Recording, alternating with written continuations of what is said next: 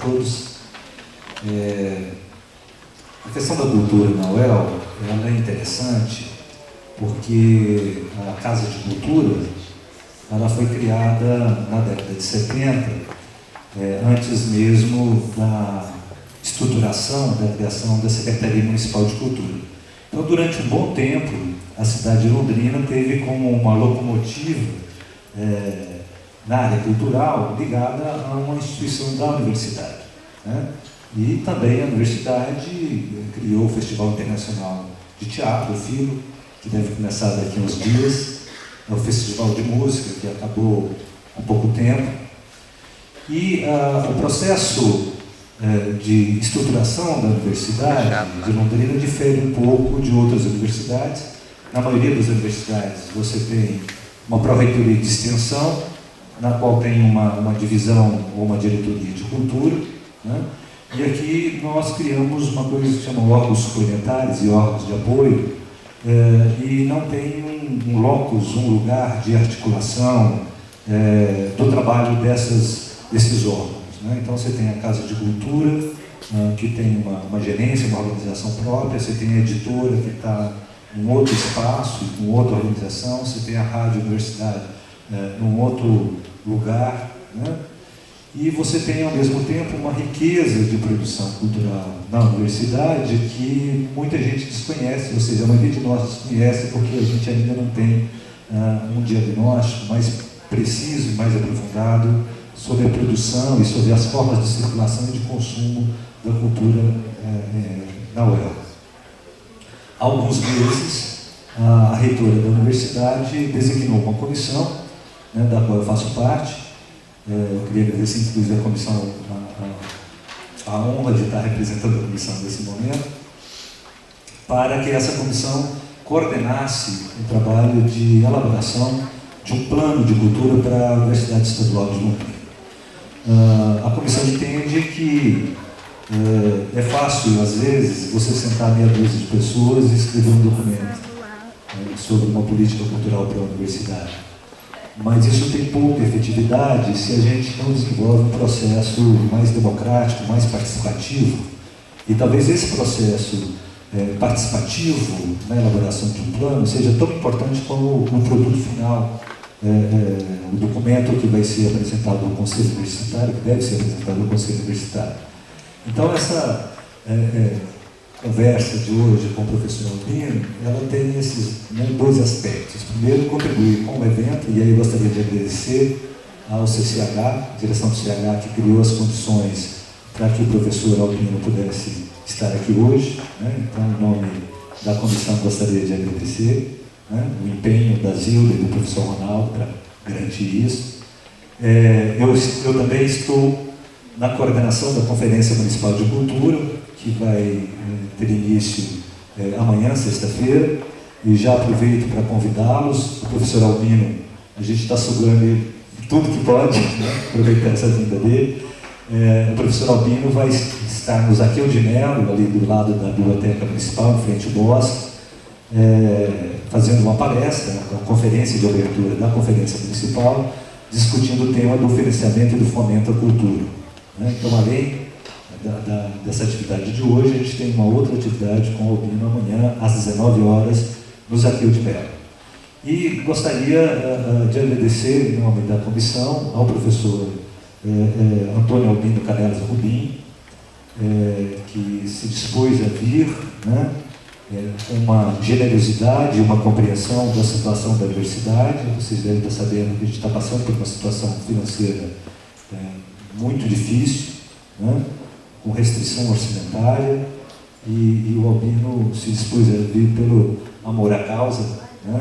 Então eu gostaria, de nome da comissão, agradecer imensamente ao professor Albino, e pessoalmente é uma satisfação para mim estar aqui, porque eu conheci o Albino numa situação muito especial, em Barcelona, porque ele foi da minha banca de doutorado.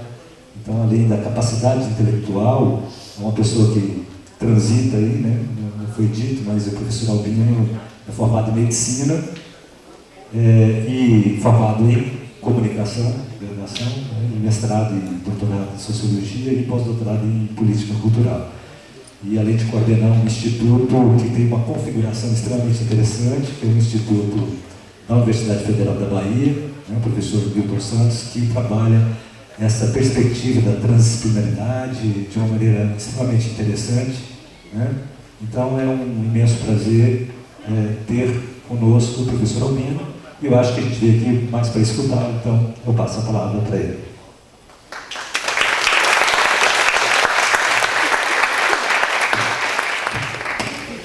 Boa noite a todos. Eu queria primeiro agradecer o convite da universidade. É sempre um prazer estar conversando com pessoas da universidade, principalmente sobre cultura, né? Que é assim, não vou dizer que é minha cachaça, eu não sei se eu gosto tanto de cachaça, mas...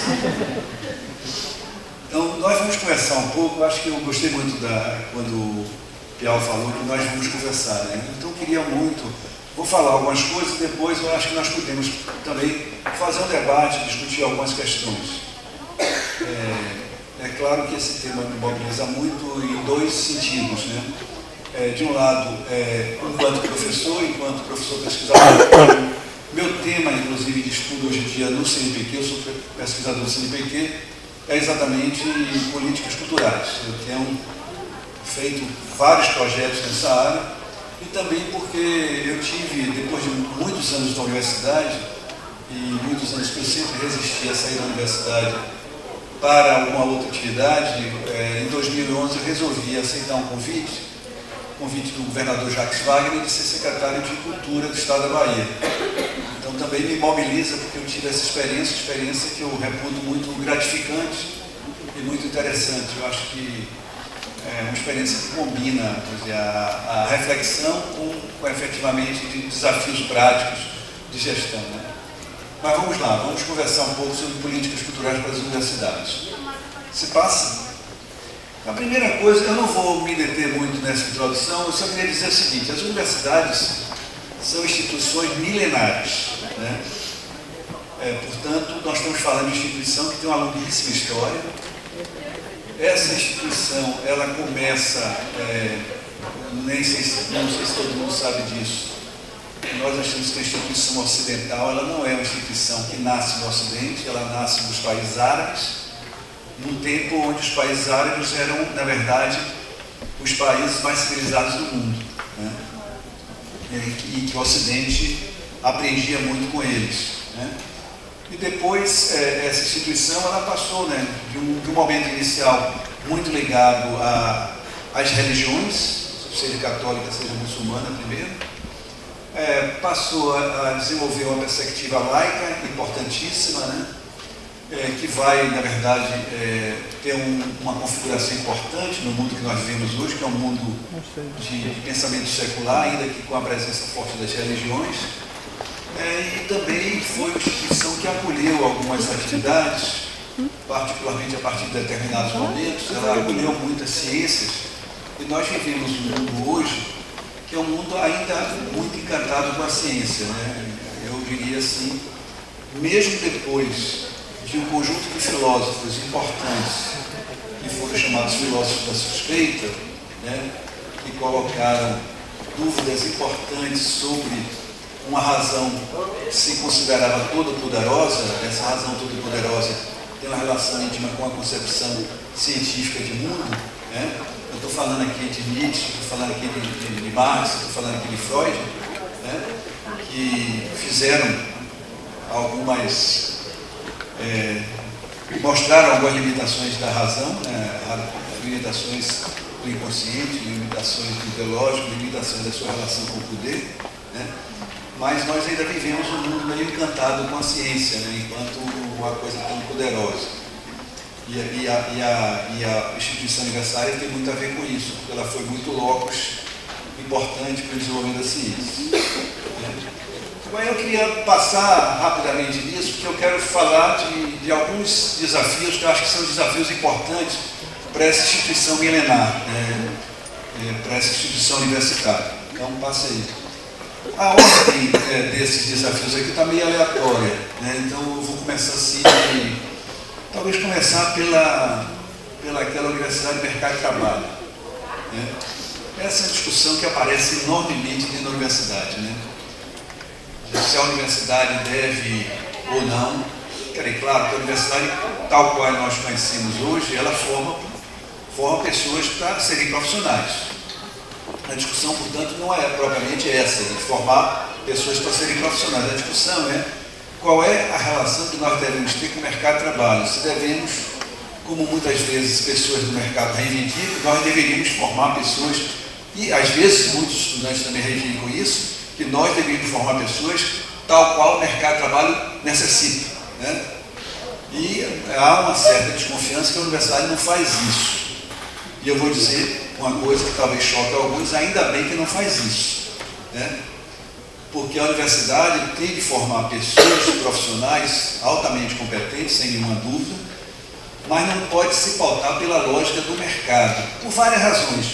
Primeiro que o mercado ele não define o mundo, e ele muda, ele tem mutações e as necessidades da sociedade são muito mutáveis, particularmente numa sociedade líquida, como nós vivemos hoje, né, para falar de um pensador muito contemporâneo.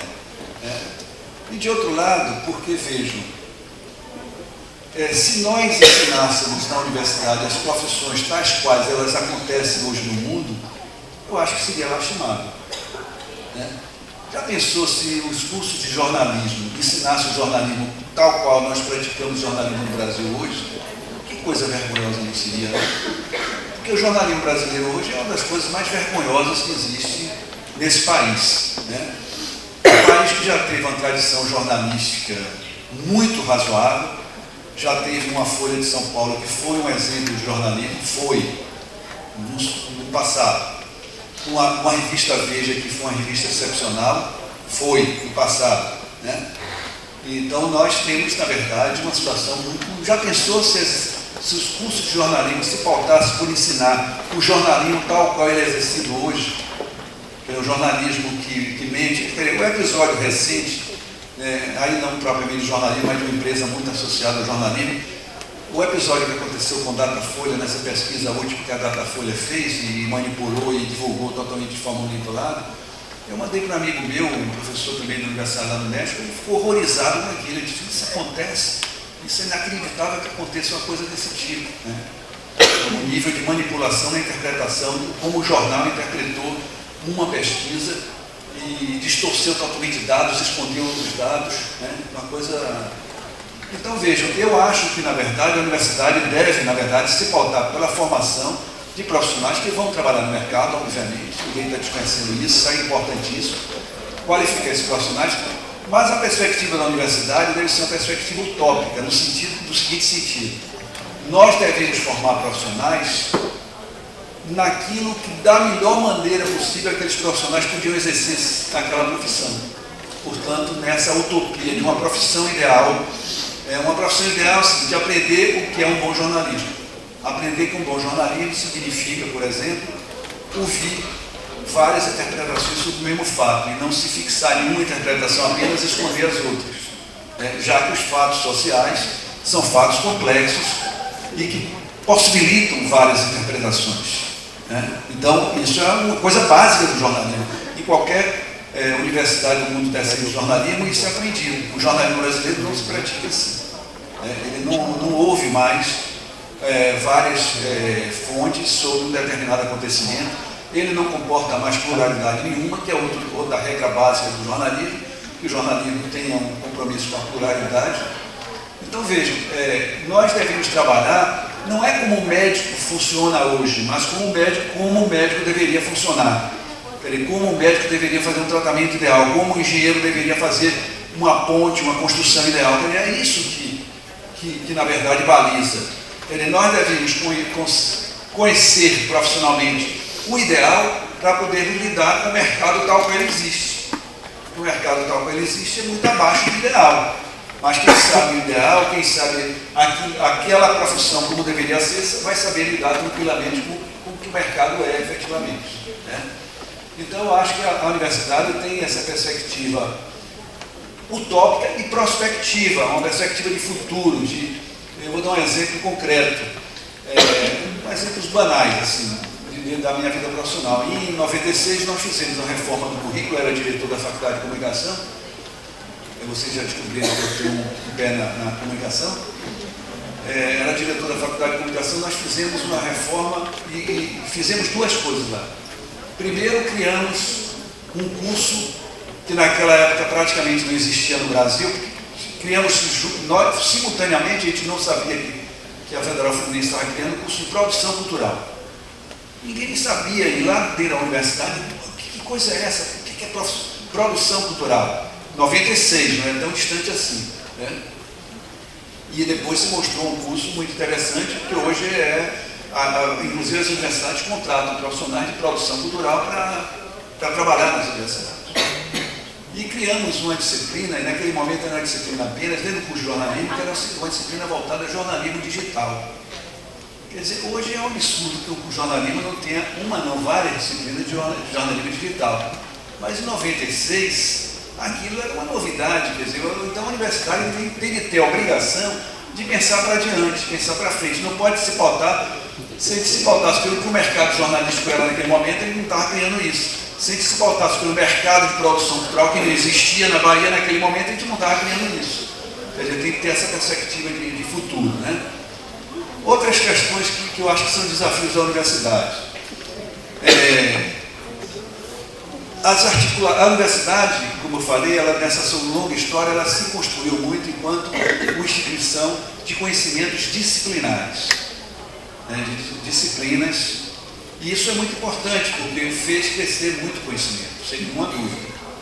A questão que se coloca hoje para a universidade é que esses conhecimentos disciplinares, por mais importante que eles sejam, eles têm que continuar se desenvolvendo, eles têm se mostrado insuficientes para enfrentar determinadas questões e determinados problemas.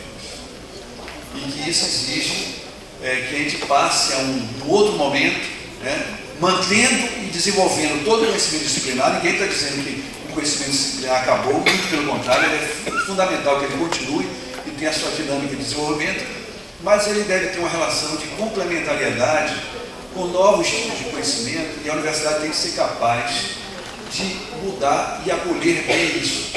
E acolher bem isso, inclusive, na sua estrutura, porque a estrutura da universidade e das universidades brasileiras, isso é bem nítido, elas são estruturas disciplinares. É a faculdade de um determinado campo, ou a escola de outro determinado campo. E a gente tem que criar na universidade, inclusive institucionalmente, espaços que sejam espaços acolhedores da, a gente fica brincando com o termo, diz assim, multidisciplinaridade. MIT é multi, inter, transdisciplinaridade, volta a pluri também aqui, né? Mas um pouco isso, quer dizer, a ideia é que esses novos conhecimentos têm de ter acolhimento da universidade, e se a universidade tiver capacidade de resolver bem essa relação entre a disciplinaridade e a transdisciplinaridade, a interdisciplinaridade, essa universidade avançará muito. Se ela não conseguir resolver bem isso, se ela deixar que essas relações sejam relações de conflito e não de complementariedade, nós vamos ter problemas sérios na universidade. A universidade vai se defasar, porque hoje o mundo exige, a complexidade das coisas, das questões colocadas no mundo exige uma série de enfoques que são enfoques nitidamente multidisciplinares, né? Multi, inter, transdisciplinares. Uma outra questão também, outro desafio, nós aprendemos que a universidade, ela é ensino, pesquisa e extensão. Quer dizer, isso todo mundo repete e repete bem, porque é isso mesmo. A universidade não pode ser, como algumas universidades privadas querem, apenas um lugar de formação. Tem que ser um lugar de pesquisa, tem que ser um lugar de extensão. E a extensão e a pesquisa tem que estar articulados com a formação o tempo todo, isso é fundamental. Isso diferencia uma universidade de uma coisa chamada escola de terceiro grau, não é isso? Mas nós temos que estar atentos a uma outra questão, que talvez a gente tenha de proximamente ter uma outra perna dentro da universidade. Qual é essa outra perna? Uma educação permanente.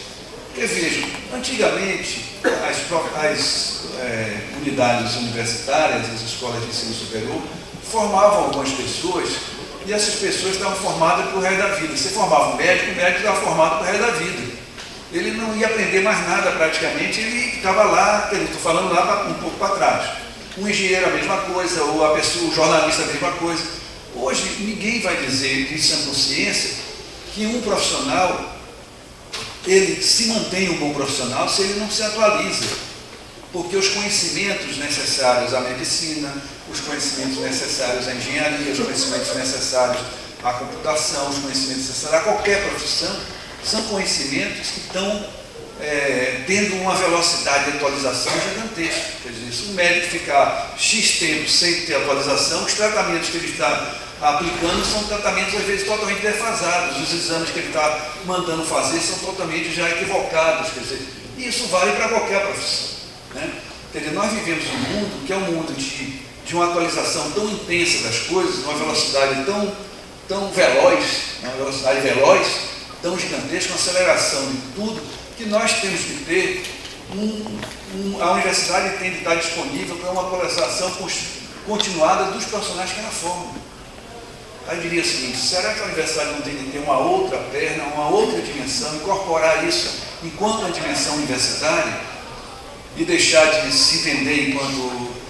E é engraçado que muitas vezes isso ainda é muito difícil de ser entendido na universidade, né? Porque a gente vai fazer uma reforma de currículo na universidade, o que a maioria dos professores quer é ampliar seu curso, quer botar mais conteúdos, botando mais conteúdos acho que o seu curso melhora.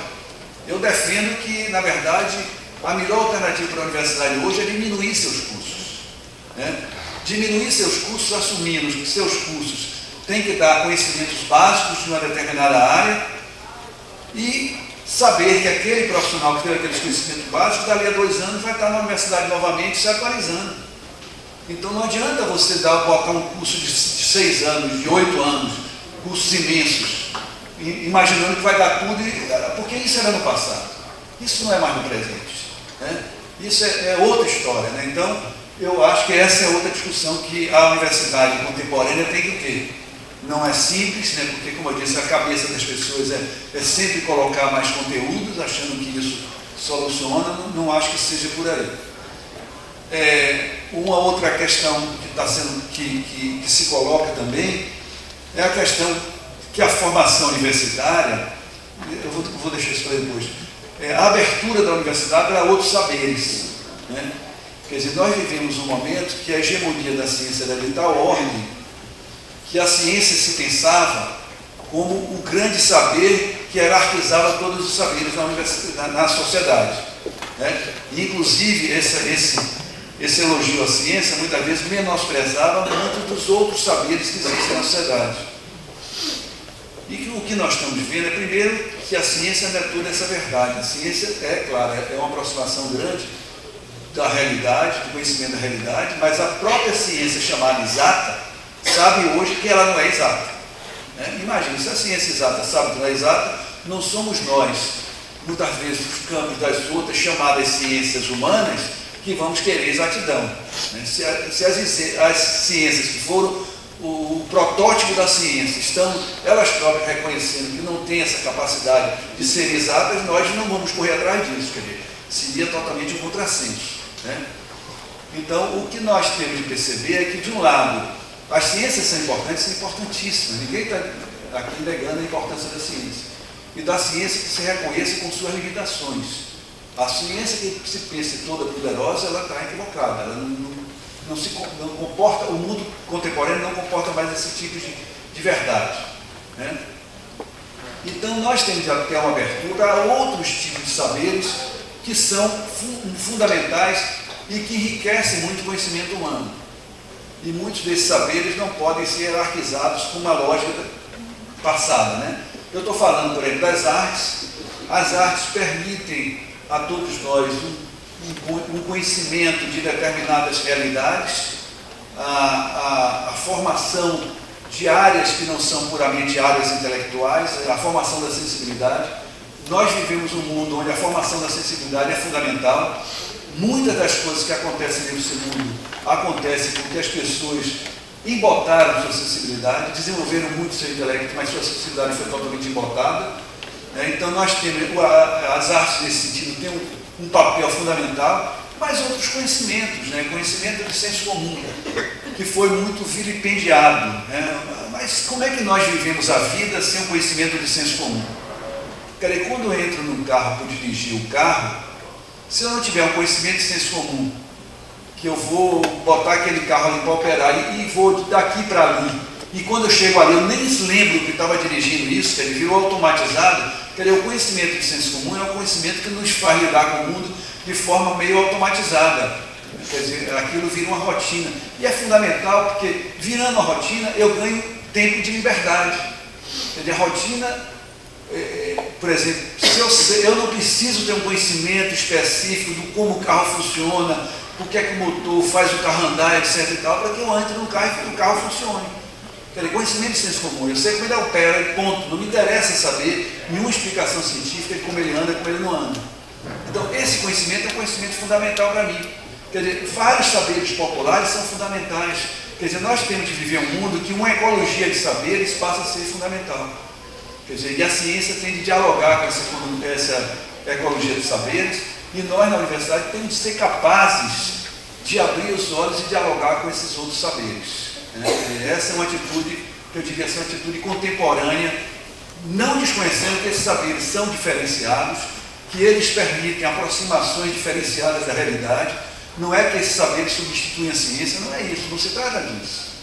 Quer dizer, cada saber no seu lugar específico, com suas possibilidades, com suas limitações.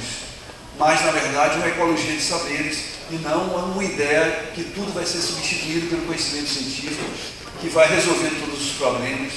Eu sempre digo assim, nós conhecemos muito mais, às vezes, dos seres humanos ou de determinadas sociedades lendo romances do que lendo 10 teses científicas sobre aquela realidade. Porque a arte tem a capacidade de trazer determinados aspectos, dimensões da sociedade, dos sentimentos, da sensibilidade, das emoções, que a ciência não tem. Por isso a ciência é pior do que a arte? Não, são áreas, formas de conhecimento distintas. E por que é que nós temos de eleger uma única forma de conhecimento e desprezar as outras? É uma atitude pobre, uma atitude que não tem sentido. E a universidade tem um papel fundamental em fazer essa mudança, porque ainda há uma perspectiva na sociedade de uma hegemonia, de uma visão que a ciência é a verdade, que a ciência é totalmente exata, isso ainda é muito presente na sociedade. E por fim, quer dizer, também buscar uma formação universitária, onde a gente tenha cada vez mais uma formação científica, uma formação de artes, artística e uma formação das humanidades, no sentido forte da palavra das humanidades. Quer dizer, se a universidade conseguir realmente resolver bem isso, equacionar bem essas formações, eu acho que nós teremos uma grande universidade. Eu estava dizendo hoje pela manhã, existem pesquisas, eu queria lembrar aqui, quem estava de manhã na reunião, eu vou me repetir em alguns momentos, me desculpe por isso, mas vejam, existem pesquisas feitas no Brasil e fora do Brasil, mas principalmente no Brasil, que dizem que os estudantes que entram na universidade, eles têm, por exemplo, uma leitura de conhecimento geral X e tem uma leitura de conhecimento específico daquela área lá embaixo, menos um Y muito menor do que X. E quando essas pessoas estão para sair da universidade, ou quando já saíram da universidade, o nível de leitura delas, de cultura especializada, aumentou muito, óbvio, natural. Se a universidade não tivesse capacidade de fazer isso, aí seria um depoimento contra a universidade, mas o nível de leitura delas, de conhecimento geral, diminuiu, se retraiu. Isso é um problema sério para a universidade. Quer dizer, nós não podemos ter uma universidade que contrapõe os conhecimentos específicos, a cultura específica de cada área, à cultura geral e ao conhecimento geral. Essa não é uma boa universidade. A boa universidade, e eu estou falando que essas pesquisas não são em universidades pequenas do Brasil. Essas pesquisas são pesquisas feitas em universidades como a USP, por exemplo. Nós estamos falando disso, das universidades consideradas melhores do país. Quer dizer, nós não podemos nos contentar com essa universidade. Quer dizer, que o conhecimento especificamente, ótimo, legal, é dever da universidade. Agora, que o conhecimento de formação geral diminua, é inaceitável. Quer dizer, porque nós não estamos formando apenas profissionais, nós estamos formando cidadãos, que têm que ter uma competência profissional grande, mas que têm que ter um conhecimento grande de vida, de visão do mundo. Quer dizer, então, eu acho que são desafios importantes, a gente nem de falar especificamente da universidade. Você passa aí. Então, Dito isso, eu acho que eu estou me alongando demais, eu vou dar um pulo em algumas coisas aqui. Eu queria dizer o seguinte, eu acho que essa discussão da cultura é importante para ajudar essa reinvenção da universidade. Né?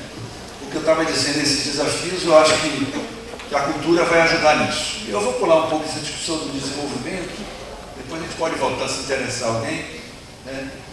Eu queria... Aqui, os baianos falam demais. Passe aí, por favor. Falando das universidades do Brasil, e particularmente das universidades públicas, né? Primeiro, nosso país teve uma universidade muito tardia e muito reprimida, né? Eu não sei se todo mundo sabe aqui, quando o Brasil ficou independente, nós não tínhamos nenhuma universidade. A América Espanhola, né, tinha 30 e tantas universidades, certo? Sem nenhum menosprezo a países, mas a Guatemala tinha universidade. Eu não estou falando que a Argentina tinha universidade, que o Peru tinha universidade, que o México tinha universidade. Em uma não, várias, em alguns desses países, várias universidades. Nós não tínhamos nenhuma quando ficamos independentes. E nós permanecemos assim, apesar de, mesmo com a independência, nós continuamos um país sem universidades até o século XX. Eu não vou entrar na discussão do século XX, porque eu sei que é discussão polêmica aqui no Paraná, né? Porque o Paraná defende com unhas e dentes que aqui nasceu a primeira universidade brasileira, se eu não me engano, em 1912. Né? Mas eu estava conversando com uma colega aqui do Paraná, ela estava me dizendo que em 1911 o estado do Amazonas teve universidade. Não interessa muito isso, interessa para a gente o seguinte: nós tivemos universidade no século XX. Certo? 80 anos, 90 anos, 100 anos depois da independência. Olhem só, o que é que significa isso? Né? Então, a nossa universidade é uma universidade absolutamente tardia, né? Comparada à maioria dos países do mundo. Né? E certamente a praticamente todos os países da América Central, da América do Sul, da América do Norte. Né? Só para vocês terem ideia, já não falando de universidade, o Uruguai e a Argentina desenvolveram um processo de escola universal no século XIX. Né? Nós tivemos a escola universal há pouco tempo atrás, né? Então temos problemas sérios nessa área. A história da Universidade do Brasil é uma história, né, é uma universidade que, apesar de jovens, se tornou uma universidade muito atuante. É uma universidade que resistiu muito a determinados momentos duros de retrocesso, de ditaduras, que conseguiu um nível de autonomia e liberdade bastante grande. Né? Basta ver assim, as escolhas de reitores nas universidades brasileiras como são, comparadas a outros lugares do mundo, o nível de participação que tem essas escolhas, essas votações. Né?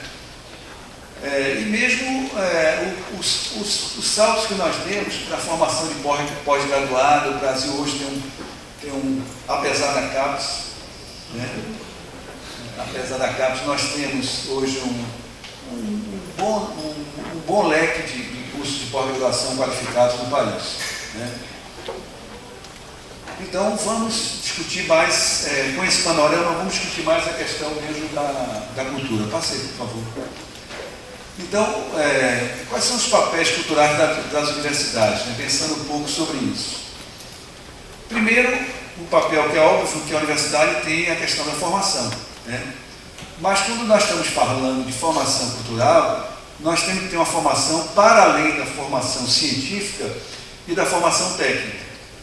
Quer dizer, uma boa universidade não vai se contentar de dar uma formação científica e técnica para os seus alunos, vai ter que dar uma formação cultural. Né?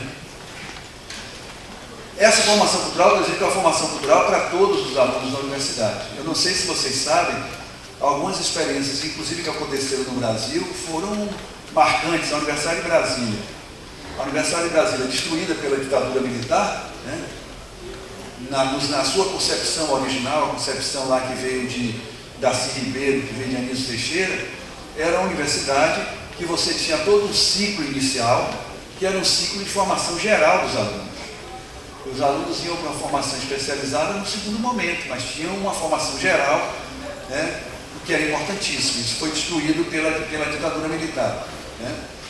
Mas nós que não temos universidades com esses ciclos, nós temos que pensar como é que nós temos a condição da universidade de formar alunos bem.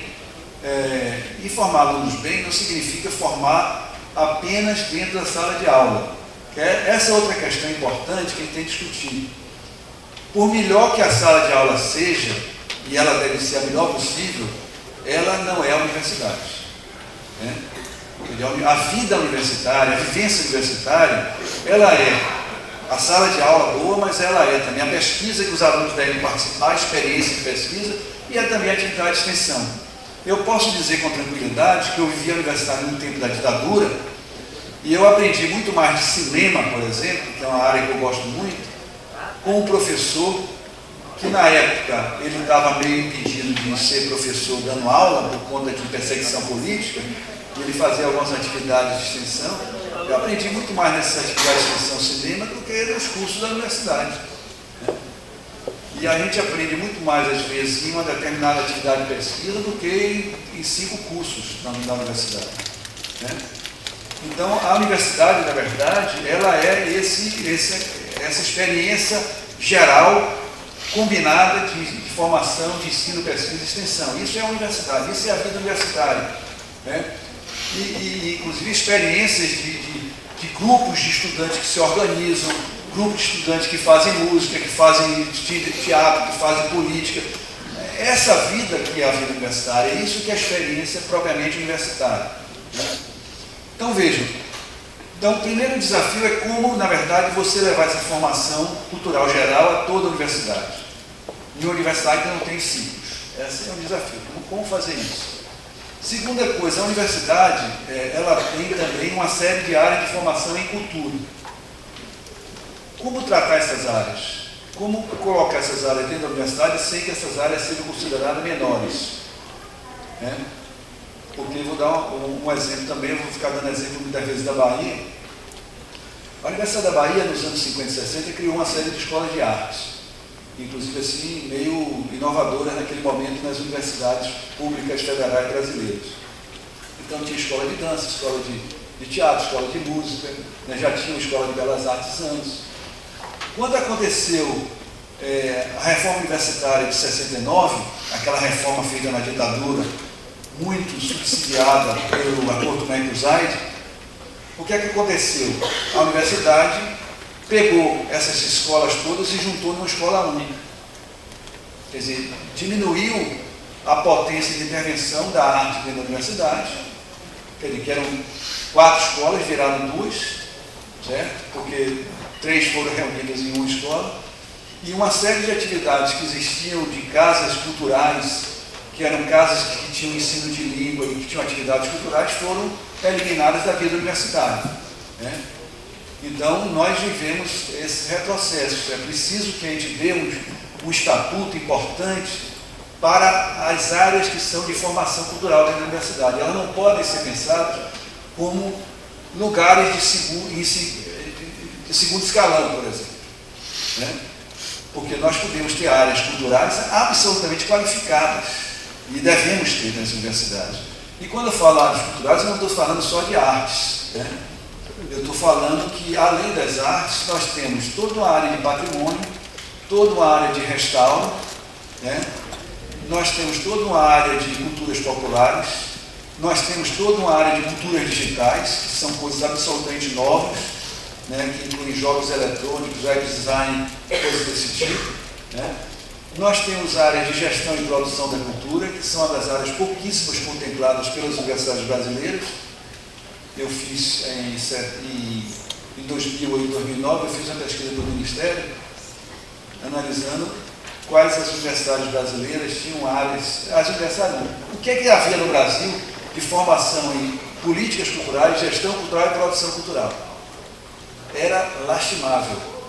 Comparado, não estou comparando com a França, estou comparando com os países latino-americanos. A quantidade de cursos de gestão cultural que existem em países latino-americanos e o que existiam no Brasil naquele momento é como se, por exemplo, a gestão cultural, a política cultural, a produção cultural não fossem fundamentais para uma boa dinâmica da cultura, da vida cultural. E são, porque a vida cultural não é dada só pela criação não é dada só pela transmissão, não é dada só pela crítica, pela pesquisa, ela é dada também pela gestão de suas instituições, pela produção de seus eventos. A gente disse que essas áreas são áreas de organização da cultura, de organização do campo cultural. A cultura não existe sem organização, né?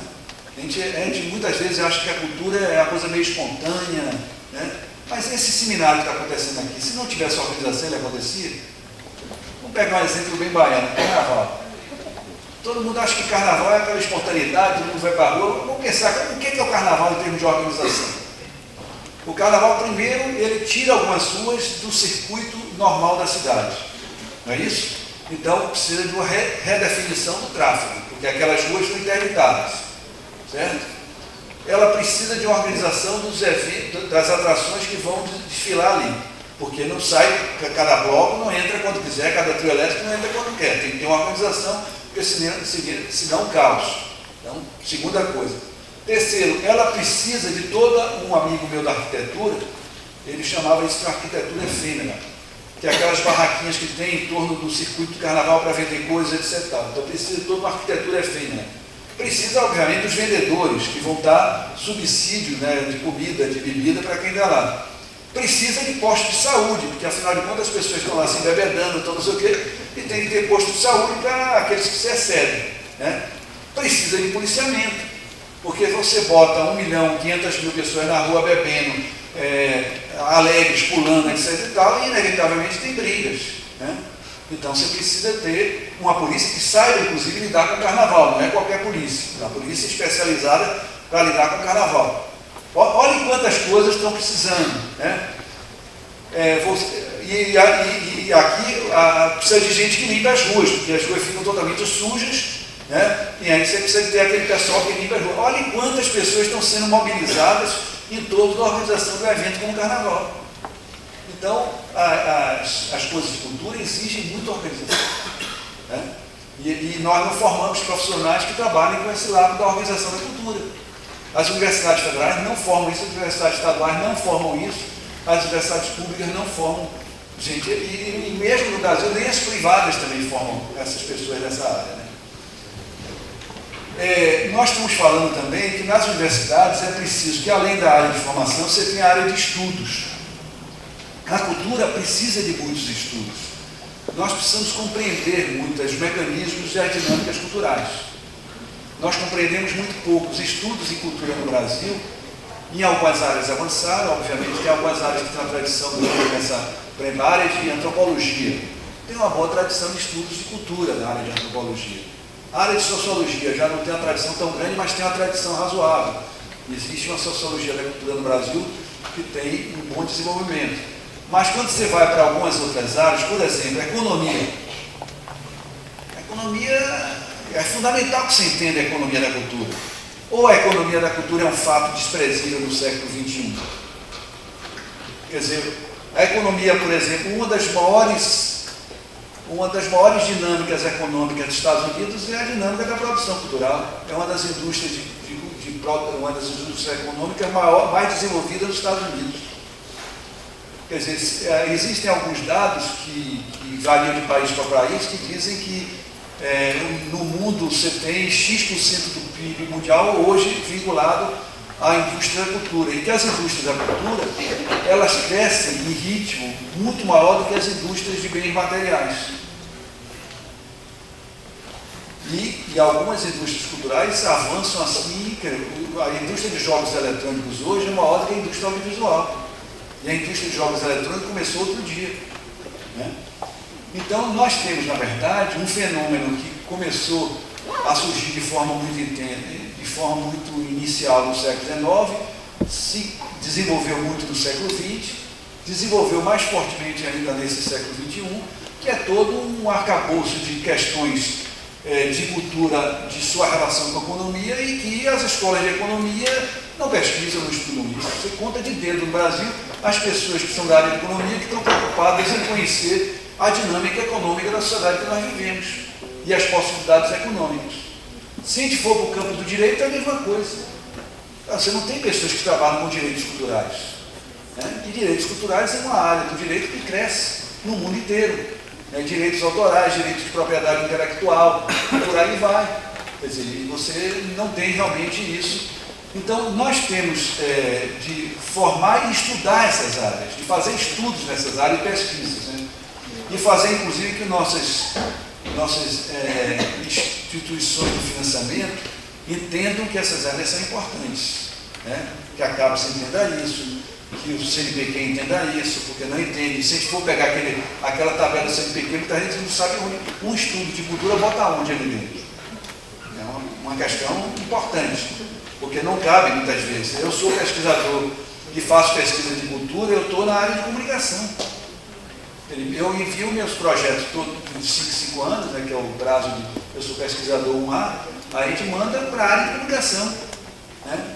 É totalmente estranho, né? Porque eu estou fazendo a pesquisa sobre política cultural, está na área de comunicação. Tudo bem que tem algum diálogo, né? Mas é um pouco forçação de barra, né, na verdade, né? A outra questão é a própria atuação da universidade, né? A universidade, ela não é só um lugar de formação, ela não é só um lugar de pesquisa científica, mas ela é um lugar de intensa atividade cultural, né? A atividade cultural está em muitos lugares dentro da universidade. Ela está nos seus grupos, nos seus corpos estáveis, como uma orquestra sinfônica, um grupo de dança, né? Ela está numa rádio que a universidade tem, ela está numa televisão que a universidade tem, mas ela está também latente, subjacente a muitos cursos da universidade, onde você tem grupos ali, que tem um grupo que trabalha com cultura popular, que desenvolve atividades de cultura popular, num curso de antropologia, mas tem uma outra. Quer dizer, você tem uma infinidade e a gente desconhece, em boa medida, o que é que isso significa dentro da universidade. A gente não tem o conhecimento do que a universidade faz em termos culturais, né? Eu acho que esse papel cultural da universidade a gente precisa realçar e cada vez mais afirmar esse papel.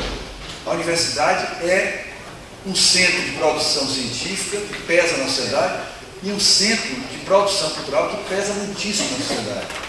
Historicamente, a universidade teve muita importância na cultura brasileira. Teve e tem muita importância na cultura brasileira, né? Muitos grupos, muitos criadores culturais nasceram dentro da universidade, né? Eu sempre lembro assim, que 3 ícones fundamentais da música brasileira, como é um Caetano Veloso, como é o Gilberto Gil, como é o Chico Buarque, eles nasceram na música universitária, né? Para não ir longe, que os exemplos seriam múltiplos, né? E esses papéis da universidade, eles devem se voltar para dentro e para fora da universidade, né? Eu sempre me pergunto o seguinte: nós temos uma população universitária no Brasil hoje que é gigantesca. Nós temos, não sei números exatos, mas deve ser entre 5 e 10 milhões de brasileiros frequentam a universidade hoje, né? E nós temos tiragens de livro de 3 mil exemplares, quando o livro é um sucesso, né? Nós temos públicos do nosso cinema, do cinema brasileiro, que tem filmes hoje muito interessantes, tem filmes meio adocicados, assim, tipo quase telenovela filmada, né? Principalmente aqueles da Globo Filmes que são muito isso. Mas tem filmes muito interessantes. E até que ponto esses filmes são realmente vistos por esse público universitário, né? E às vezes eu digo assim, pelo público universitário que são estudantes de cinema, né? Porque nós temos hoje uma quantidade grande de cursos de cinema no país. Quer dizer, um filme como A Que Horas Ela Volta. Quantas pessoas na universidade assistiram esse filme, que é um filme maravilhoso. É um filme que tem importância central na cultura brasileira hoje, né? Um filme premiadíssimo no mundo inteiro, né? Até que ponto o público universitário assistiu esse filme? Até que ponto o público universitário lê livros que são produzidos por gamas, por autores, literatos, poetas muito interessantes das gerações mais novas e das gerações mais antigas, né? Até que ponto esse público universitário de 5 milhões, 10 milhões de pessoas é um público consumidor de cultura do país, né? Então a universidade tinha que ter um papel de trabalhar essas pessoas, fazer com que essas pessoas criassem o hábito de serem pessoas ligadas à vida cultural, né, de estarem. De outro lado, o peso que a universidade tem nas suas comunidades. Né? Quer dizer, o peso que a universidade tem em uma cidade. Né? A dinâmica cultural que a universidade leva a uma cidade. Então, a atuação, a universidade tem um papel interno e um papel externo muito importante em termos culturais. Passa aí. Isso está ficando louco demais.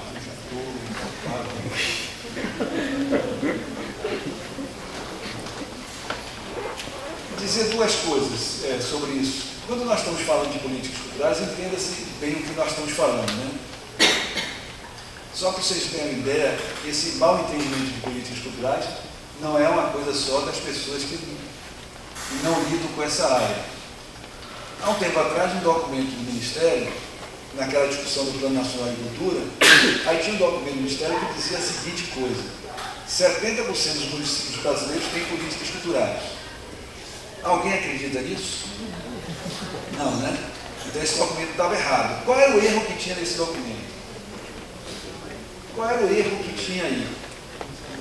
Não era propriamente o erro dos 70%. O erro é que eles entendiam que qualquer atividade cultural que o município fazia era política cultural.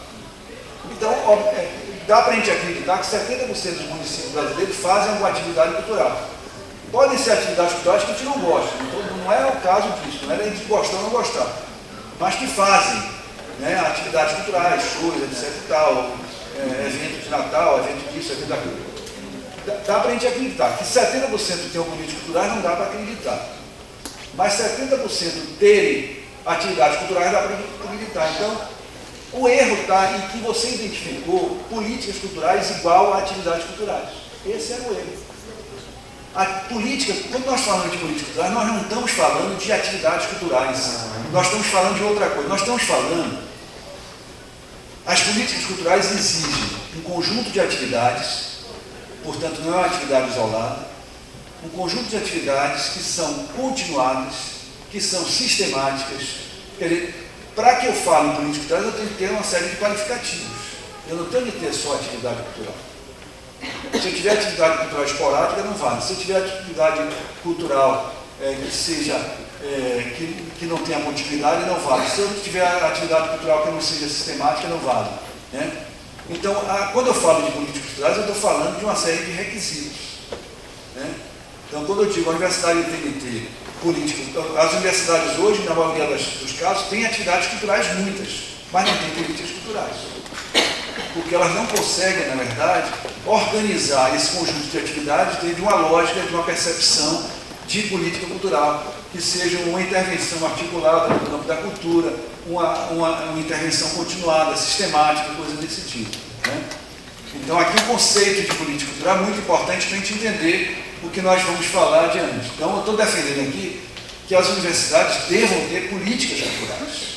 Né? Quer dizer, além do conjunto de atividades que ela tem, bem dispersas, ela tem que ter políticas culturais. Quer dizer, ela tem que ter uma compreensão desse conjunto de atividades de forma mais sistemática, mais articulada. Então, é isso que nós estamos falando um pouco aqui. Passe aí, por favor. E vamos entrar, então, agora na questão dos planos de cultura. Né? Quer dizer, as universidades estão nessa situação. Elas têm um conjunto de atividades dispersas, que elas próprias não conhecem, que elas próprias não sabem do impacto que essas atividades têm para dentro e para fora da universidade, mas tem esse conjunto de atividades. Né? Nós temos uma situação no Brasil, quer dizer, a partir de 2003, que há uma mudança muito grande nas políticas culturais no Brasil. Né? Eu não tenho dúvida que nós vivemos, talvez, um dos melhores períodos do Brasil de políticas culturais, inclusive do Ministério. Só para dar um pequeno retrospecto sobre a história do Ministério, o Ministério foi criado em 85, de 85 até 94, em 9 anos, lembrar o governo Sarney, governo Collor e governo Itamar, não é isso? O Ministério foi criado em 85, Collor, em 90, acabou com o Ministério. Né? Então, essa coisa de acabar com o Ministério não é coisa da agora só. Né? A direita, quando chega ao poder, não gosta muito de Ministério da Cultura, não. Então, Collor acabou com o Ministério foi recriado por Itamar. Né? Então, além dessa descontinuidade de criação, acaba e volta, nós tivemos, em 9 anos, que são 5 anos do governo Sarney, 2 anos do governo Collor, 2 anos do governo Itamar, vocês sabem quantos ministros e secretários de cultura, no tempo que não era ministério, nós tivemos? Alguém imagina um número? Em 9 anos. 10. 10 ministros ou secretários de cultura. 5 no governo Sarney, 2 no governo Collor e 3 no governo Itamar. Então, como é que o ministério está sendo implantado pode fazer qualquer coisa séria no país se ele tem, em 9 anos de sua implantação, 9 gestores? 10 gestores em 9 anos. Caos completo. Né? Ainda que alguns gestores fossem pessoas como Celso Furtado. Né? Outros não tão brilhantes, né? Mas foram o caos. Né? Depois desses 9 anos, de 95, o governo Fernando Henrique Cardoso, até 2002, né, que é o último ano do governo Fernando Henrique Cardoso, foi um ministro só. Ministro Francisco Verfol. Né? Eu fui aluno de Francisco Verfol quando fiz doutorado na USP. Brilhante professor. Não posso dizer a mesma coisa enquanto ministro da Cultura. Né? São coisas diferentes. Né? Eu admiro o Verfol enquanto professor, enquanto pensador político. Não admiro enquanto ministro da Cultura. Estaria mentindo se eu dissesse que admiro. Porque nós tivemos 8 anos, o que era fundamental, porque dada a instabilidade anterior, você ter um ministro por 8 anos era a glória do mundo. Né? Acabou aquele quando um ministro a cada ano. Você ter um ministro de 8 anos. O que aconteceu com o Verfol? Né? Eu acho que ele colocou na pauta que o grande projeto dele é fazer a lei de incentivo funcionarem.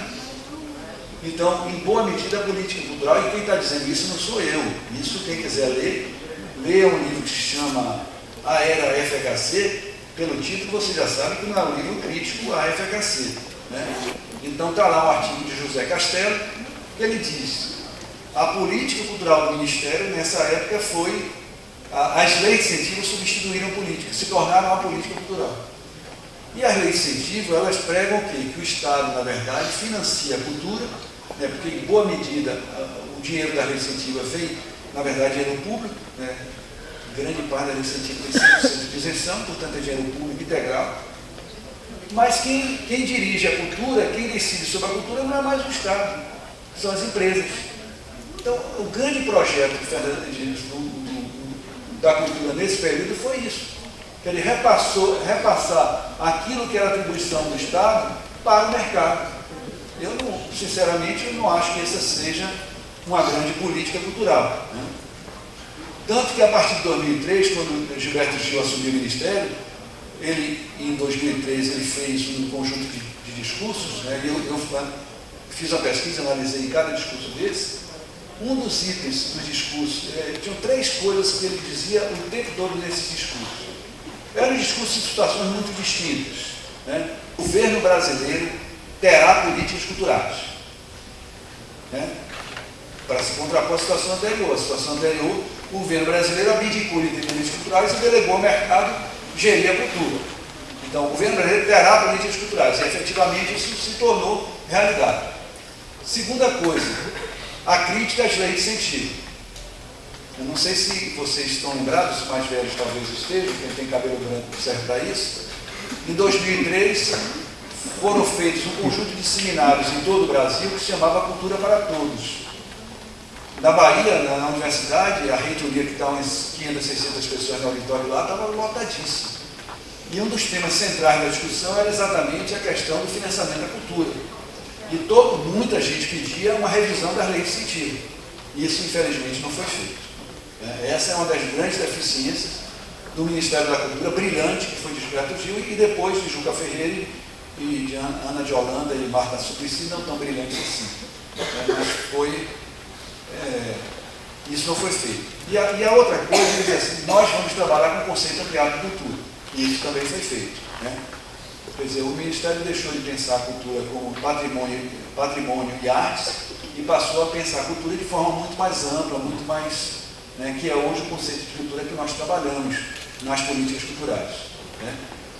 Então, veja, a história das políticas culturais no Brasil é uma história, até 2003, muito trágica, muito ruim, muito frágil. Né? Em 2003 e diante, eu acho que o Brasil começa a ter políticas culturais. E políticas culturais importantes em várias áreas. Eu não vou aqui discutir isso, senão fujo muito do assunto, mas eu tenho escrito muito sobre isso.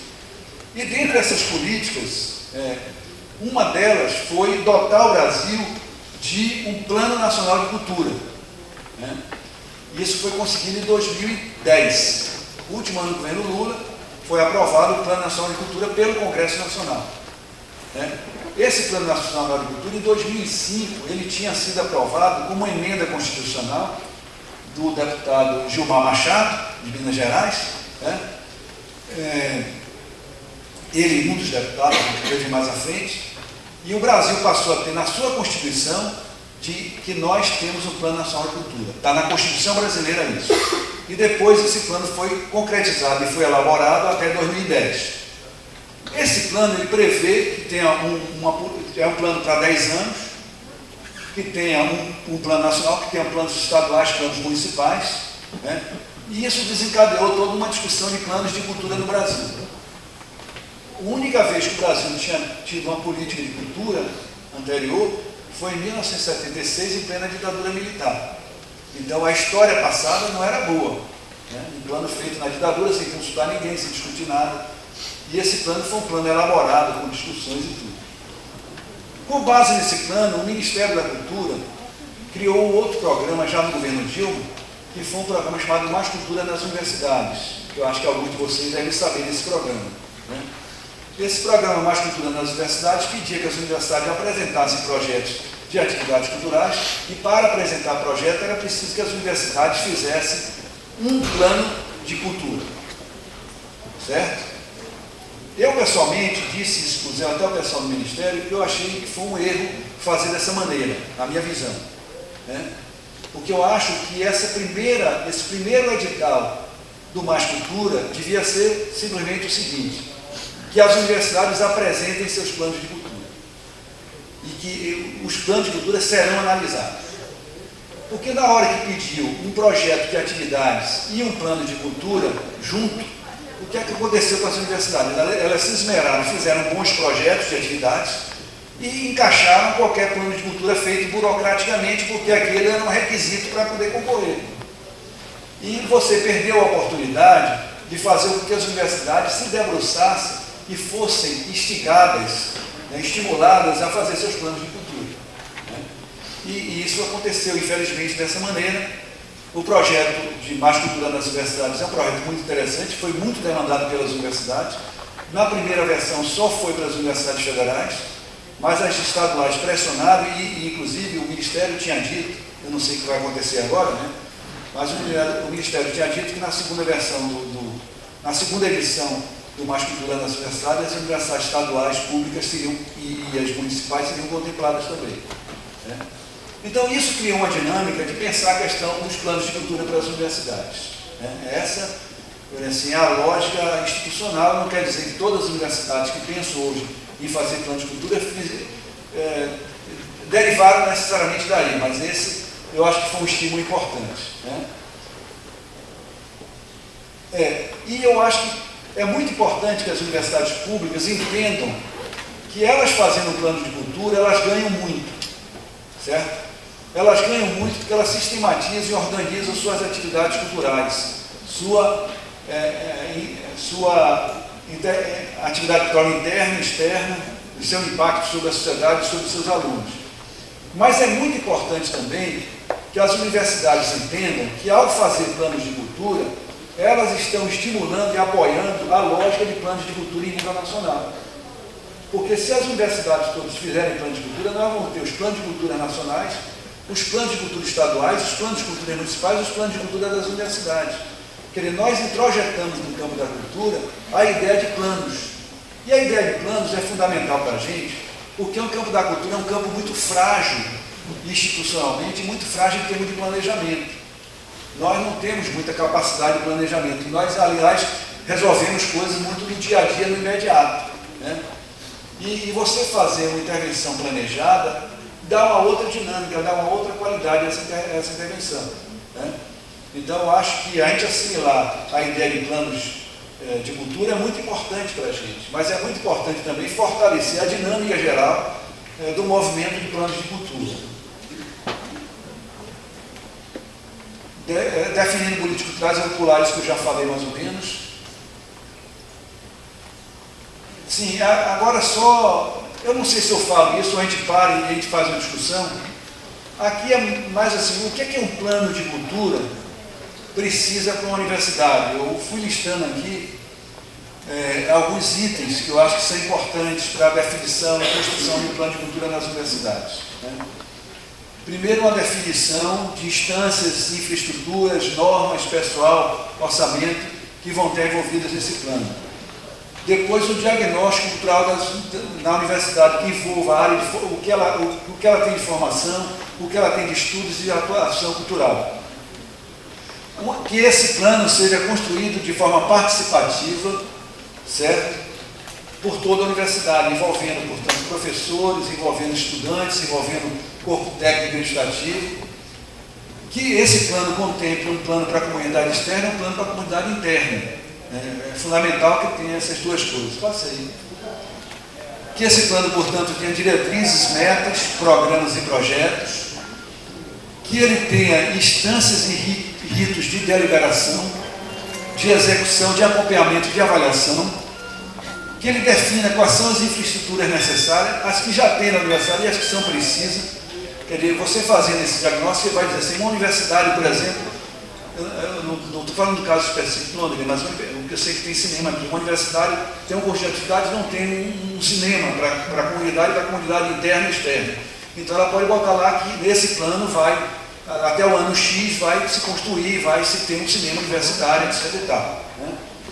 É que tem legislações e normas, que é preciso que a área política cultural precisa de legislações e de normas, que a gente tenha pessoal qualificado e pessoal envolvido, e que tenha orçamento e possibilidade de captação de recursos, né? Eu acho que tenha um programa de divulgação interna e externa, de cooperação cultural, que eu acho que é muito importante que um plano de cultura ele desenvolva. E nós cooperamos com quem? Quem são nossos parceiros, né? Já que o plano não é um plano interno para a universidade, mas é para a universidade internamente, mas é também um plano para dialogar com a sociedade, quem são os parceiros que nós podemos dialogar? É legal que o plano liste isso e pense que como é que nós podemos formar o pessoal externo, pessoal interno, como é que nós podemos formar públicos? Porque, veja, hoje a cultura brasileira precisa de públicos. Nós temos um cinema que hoje produz de 100 a 150 filmes ano. É uma quantidade enorme de filmes comparado em termos mundiais. Desses 100 a 150 filmes, uma parte deles não consegue ser distribuído, porque os esquemas de distribuição estão na mão dessas empresas estrangeiras. Então eles ficam nas prateleiras propriamente. E os que são distribuídos são muito mal vistos. Será que as universidades brasileiras não podiam fazer um esquema que fosse um esquema de visibilidade do cinema brasileiro, para a formação de um público do cinema brasileiro, que é um cinema hoje que merece ter um público? Não estou falando porque é brasileiro tem que ter público, não estou falando isso. Porque tem muito filme que é brasileiro, não sei se vale a pena ser visto, né? Eu estou falando que é um cinema hoje que tem qualidade. Efetivamente, eu não sei se vocês viram um filme sobre Nise da Silveira, né, aquela psiquiatra. Filme muito interessante, interessantíssimo aquele filme. Legal que as pessoas vissem aquele filme, né, para ver o que significava e como nós tivemos nos anos 30 uma experiência absolutamente inovadora em termos de psiquiatria no país, né? De vinculação da psiquiatria, do tratamento com a arte, né? Então, nós temos de ter estudos e pesquisas, né? E ações culturais permanentes e eventuais. É importante que a universidade faça uma coisa básica, que é uma agenda cultural. Uma agenda cultural que impeça, por exemplo, que dois eventos culturais da universidade coincidam em datas, ou que um mês esteja carregado de eventos culturais e outro mês não tenha nada, né? Que é absolutamente comum na universidade isso. Porque como a universidade é uma instituição extremamente complexa, grande, né, com muitas iniciativas, se você não tiver coordenação dessas iniciativas, você vai ter a sobreposição dessas iniciativas. E é importante, quando eu falo desse conhecimento, é importante também uma outra coisa. Nós temos uma universidade que cada vez mais, ela é uma universidade que tem guetos acadêmicos. Quer dizer, o pessoal de teatro não fala com o pessoal de dança, não fala com o pessoal de música, não fala com o pessoal de psicologia, não fala com não sei quem. Então, cada um gueto está ali na sua lógica. A cultura não subsiste numa situação dessa. Eu sempre digo o seguinte: a cultura é impura, a cultura é mestiça. Todas as vezes que se pensou numa cultura pura, não deu boa coisa. Né? Lembrem os nazistas com a ideia lá de, né, da pureza, da raça, da pureza da cultura alemã, e não deu boa coisa. Né? A cultura é sempre troca, a cultura é sempre, né, os bons momentos da história da cultura foram momentos de intenso intercâmbio, de intensa troca cultural. Né? Então, eu digo, a cultura é mestiça, então a cultura não pode ficar nesses guetos. A cultura tem de ter troca, tem de ter, e isso é preciso fazer com que a universidade fale com ela própria, muitas vezes. Porque a universidade não fala com ela própria, a universidade fica, os colegas falam com seus colegas daquela área, falam com seus colegas daquela área em outras instituições, no mundo e no Brasil, mas não falam com o colega que está no outro departamento ali do lado. Né? Eu fico brincando, eu estou no Instituto hoje, que é o Instituto lá de Humanidades, Artes e Ciências do Sobre do Santo, que o título é tão grande que dá cansaço até de falar, né? Que tem 4 programas de pós-graduação. Outro dia eu perguntei ao diretor do Instituto, né, esses programas já sentaram juntos alguma vez para discutir um programa de ações comuns? E não são programas tão distantes, um programa de cultura e sociedade, um programa de estudo sobre a universidade e um programa de relações internacionais. Olhem quantos pontos de conexão você teria aí. Quer dizer, se você tem universidade e cultura, você está no da universidade e no de cultura. Se você tem cultura e relações internacionais, você está nesse outro aqui. Se você tem relações internacionais e universidade, você está nesse. Quantas conexões teriam? Alguma vez sentaram para discutir, para trabalhar conjuntamente? Não. A resposta foi tão simples, não. Quer dizer, é um absurdo completo. Né? Quer dizer, nós temos que acabar esse isolamento. Né? E claro, esse isolamento não é só a vontade dos professores. Esse isolamento, a dinâmica de algumas instituições leva a isso, a CAPES tem um papel importante nisso.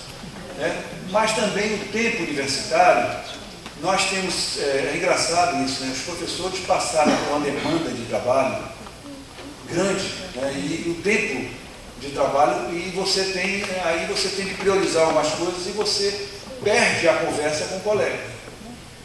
Né? E cultura é conversa. Né? Cultura é muita conversa. Né? Não é isso. Último caso, aí, esse é um caso aí que eu não tenho de deixar passar aqui nessa fala sem falar um pouco sobre isso. Me desculpem a amplitude da fala. Nós estamos vivendo um momento no país muito complicado, todos vocês sabem disso. Né? E particularmente no campo da cultura é um momento muito complicado. Né? Nós tivemos como uma das primeiras atitudes do governo Temer, né, do governo interino Temer, que não se pensa no interino, acabar o Ministério da Cultura. E acabar o Ministério da Cultura, no momento que o Ministério da Cultura começou a dar mais certo, que é pior é isso. Né? Nós tivemos, como eu falei para vocês, um ministério que levou 9 anos naquele entre e sai de ministro, que ele não podia estar produzindo nada muito maravilhoso.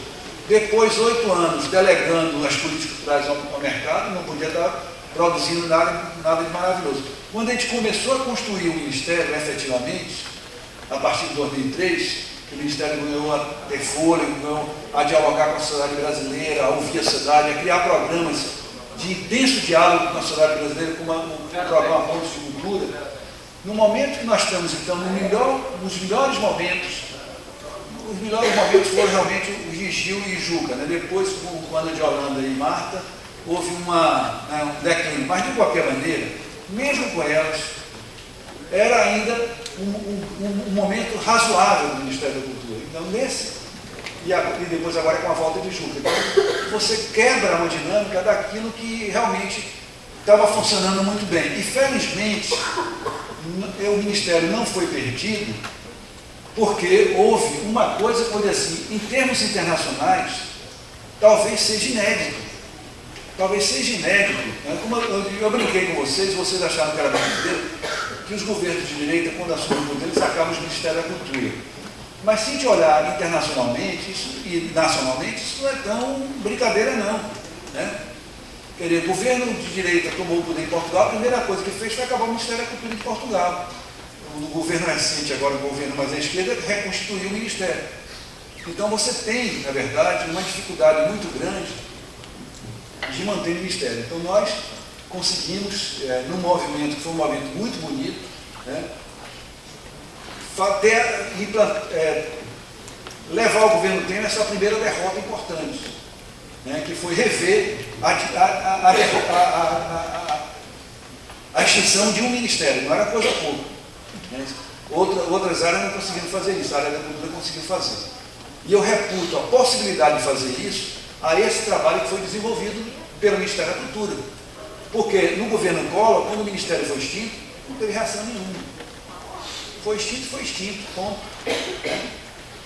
E não foi só o Ministério que foi extinto. Quando o Collor extinguiu, ele extinguiu o Ministério, extinguiu a Funarte, extinguiu a Embrafil, extinguiu uma quantidade enorme de instituições culturais junto com o Ministério. Aqui, não estava, nesse momento agora, estava extinto o Ministério, que virava uma secretaria do Ministério da Educação. E a reação foi outra. Se a reação foi outra, tem alguma história aí atrás. E a história foi, na verdade, esse momento importante, que não é um movimento maravilhoso, não é uma revolução, mas é um movimento importante que nós não tínhamos no campo da cultura. Conseguimos barrar isso. Mas essa vitória, por mais importante que ela seja, e ela é importante, a gente tem de dizer que ela é importante, ela não basta. Ela não basta porque ter um ministério não significa ter as políticas. Essa semana agora, não sei se vocês viram, 70 pessoas do Ministério foram demitidas ao mesmo tempo. Então, você pode ter um Ministério sem aquelas políticas, sem essas políticas, sem o Cultura Viva, sem essas políticas de plano de cultura, sem essas políticas em relação à diversidade. Você pode ter um Ministério totalmente, ou sem política nenhuma, um Ministério lá meio para constar, ou ter um Ministério com políticas absolutamente retrógradas, tão retrógradas como o Ministério que foi implantado. Não sei se vocês notaram isso, eu escrevi um texto, quando o Ministério saiu, e eu olhei aquela foto, eu no ato sentei no computador e escrevi um texto. O texto dizia o seguinte: esse Ministério expressa o que esse governo quer. O que aquele Ministério expressava de cara? Ele dizia o seguinte: uma coisa que foi notada por todos, não tem mulheres. Uma coisa que não foi tão notada assim, não tem negros.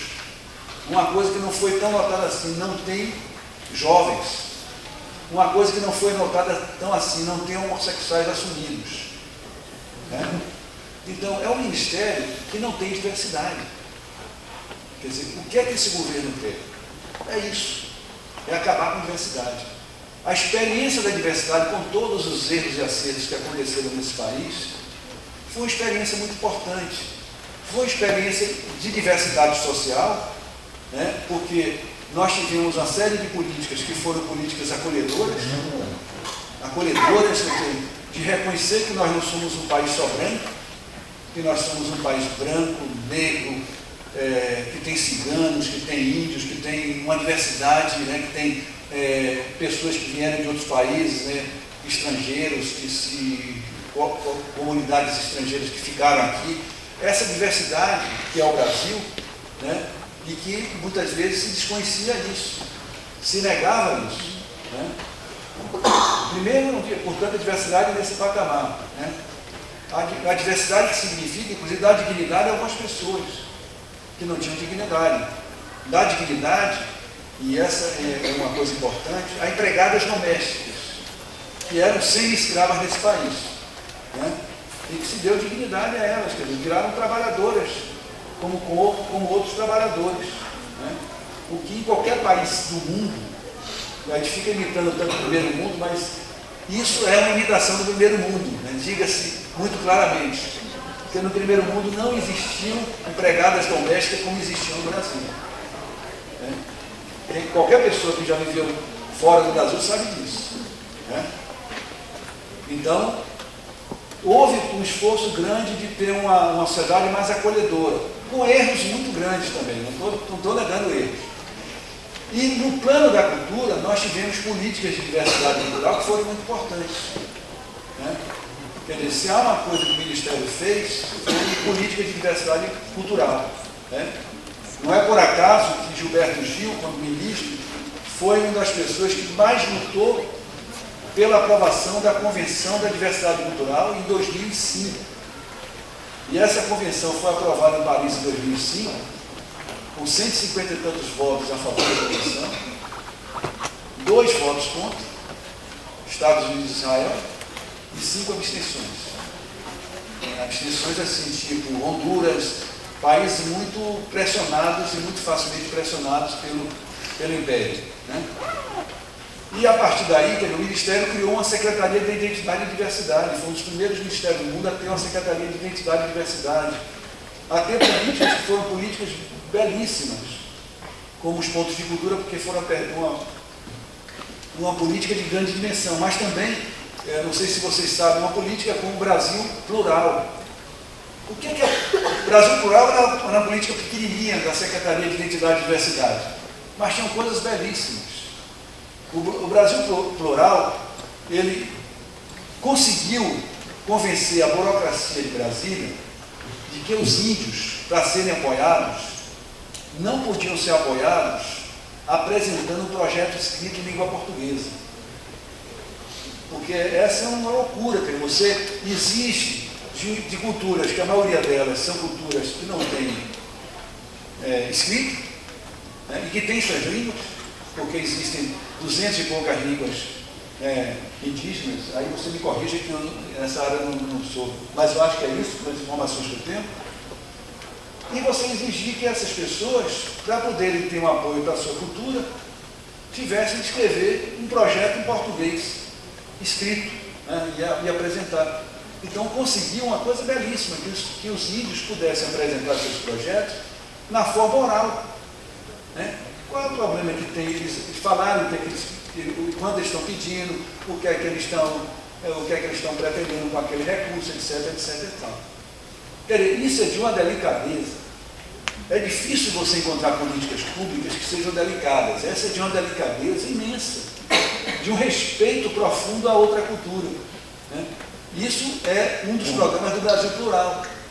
Quer dizer, então, nós não podemos retroceder frente a essas coisas, não podemos retroceder nessas políticas de diversidade cultural.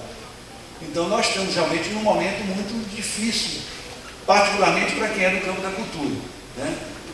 E nós estamos vendo, nós que vivemos nas universidades públicas, nós estamos vendo também a ofensiva contra a universidade pública. Né? Eu, há pouco, recebi, antes de vir para cá, eu passei no hotel, aí você fica inevitavelmente olhando os seus e-mails, seus WhatsApp, né? A gente hoje é conectado até morrer. Né? Aí eu recebi um documento, até passei para Piau, um documento dos reitores das universidades estaduais da Bahia, são 4 também, acho que aqui não sei se são 4, né? Lá são 4, contra o edital do Globo. O edital do Globo, vocês sabem o que está dizendo, né? O edital que diz que o ensino gratuito é uma vergonha, é um privilégio que tem que acabar. Né? Ele volta-se a coisa desse tipo. Aí se contra a universidade pública, que a universidade pública tem que ser paga. Né? É impressionante, quer dizer, essa onda de conservadorismo de nós.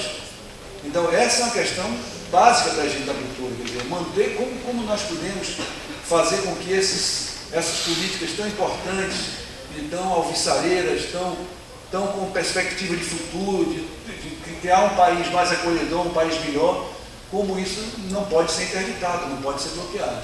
Né? Essa é a questão, porque para não parecer que eu estou falando tudo isso, estou esquecendo desse cenário, que é um cenário muito, muito difícil, muito complexo. Né?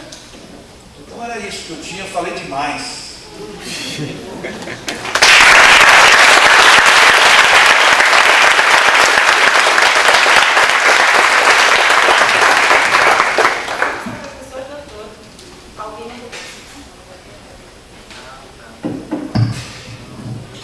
Agradecemos ao professor Dr. Albino Rubim. Neste momento, abriremos para perguntas. Elas serão feitas pelo microfone. Os senhores, por gentileza, se analisem que um dos nossos monitores irá levar.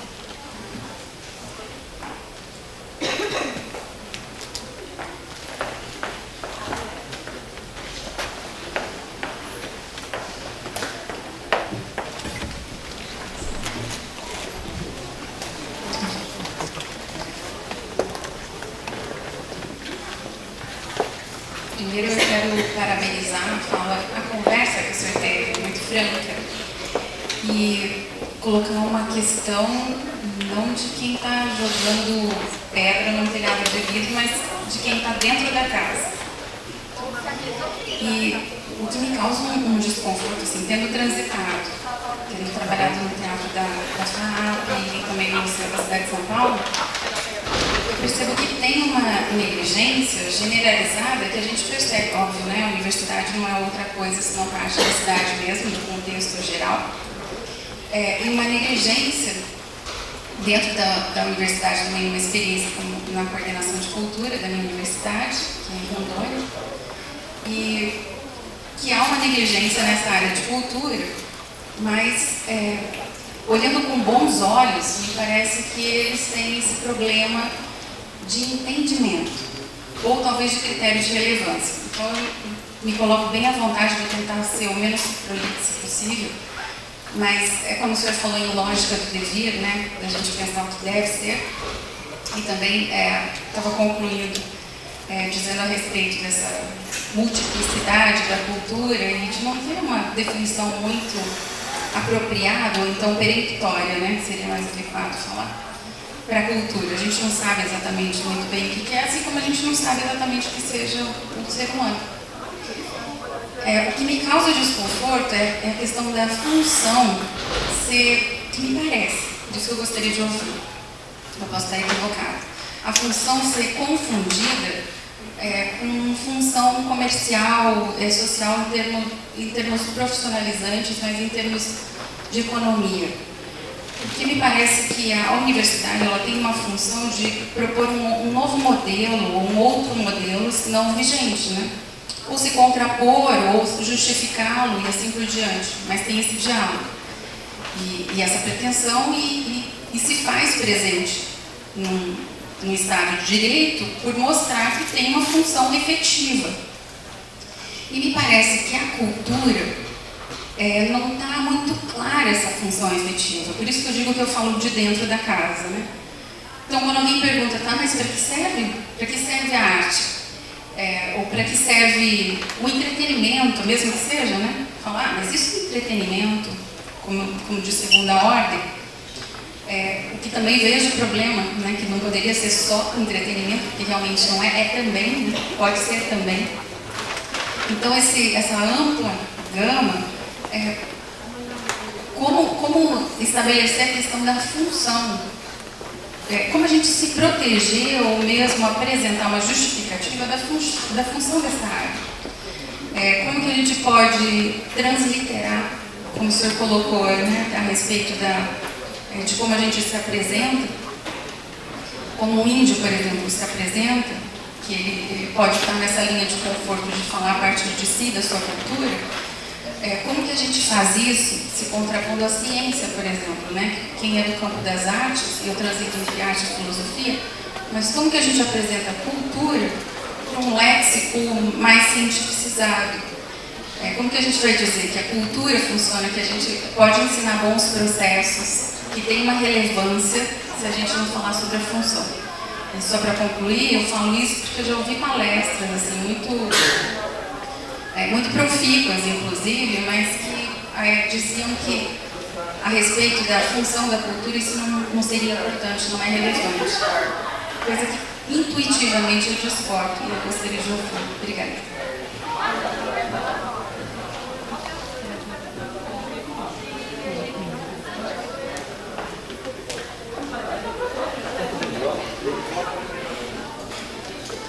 cronos que estamos sendo gravados, então eu peço que o senhor se identifique, por gentileza. Meu nome é Frederico, sou professor de literatura aqui. Olha, professor Antônio, eu também gostaria de parabenizar, uma fala clara, pontual, bastante interessante. Gostaria de pedir, inclusive, que o senhor pudesse disponibilizar esses slides seus, até para a gente revisar alguns tópicos, né? São muito interessantes, se pudesse até disponibilizar, de repente, na página do CEPEST, né, Ronaldo? Vou colocar na página do CEPEST, é importante a gente ter lá. A minha questão, professor, passa muito por um paradigma que é a questão da cidade como produtora cultural. Cidade como centro mesmo da produção cultural. Da produção cultural da língua, da produção cultural das artes, da produção cultural das linguagens, né, diferentes que circulam nela. E como que, por exemplo, nessa relação então, da universidade, eu gostaria que o senhor apontasse, como, por exemplo, na relação da universidade com a própria cidade, como que esse vínculo cultural também poderia ser melhor enfatizado, melhor trabalhado. A universidade, qual seria, na opinião do senhor, o papel da universidade nessa relação? Ela é parceira? Ela é gestora? Ela é atuante? Qual é essa opinião? Isso é uma questão. A outra, para mim também, que eu gostaria que eu me coloco muito, é com relação à questão de formação de público, basicamente. Né? Até onde, a minha pergunta quer dizer, a universidade ela tem que trabalhar com o paradigma da formação de público. Porque, veja bem o exemplo da orquestra sinfônica. Nós temos uma orquestra maravilhosa, há anos, eu não sei nem de quanto data, dos anos 90, que ela foi criada na universidade, você tem que colocar informação nisso.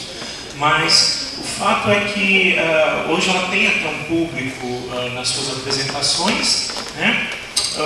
Mas enfim, é um investimento alto que a universidade tem, de certa maneira, né?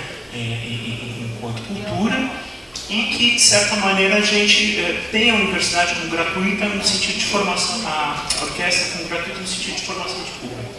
A minha pergunta, basicamente, é até onde vai esse limite também nosso da universidade? Quer dizer, nós temos que gestar a cultura apenas para ter formação de público ou vai além dessa relação da formação de público? Claro que é uma pergunta retórica, entendo que vai além, mas eu gostaria que o senhor apontasse algumas possibilidades desse ir além. Tá?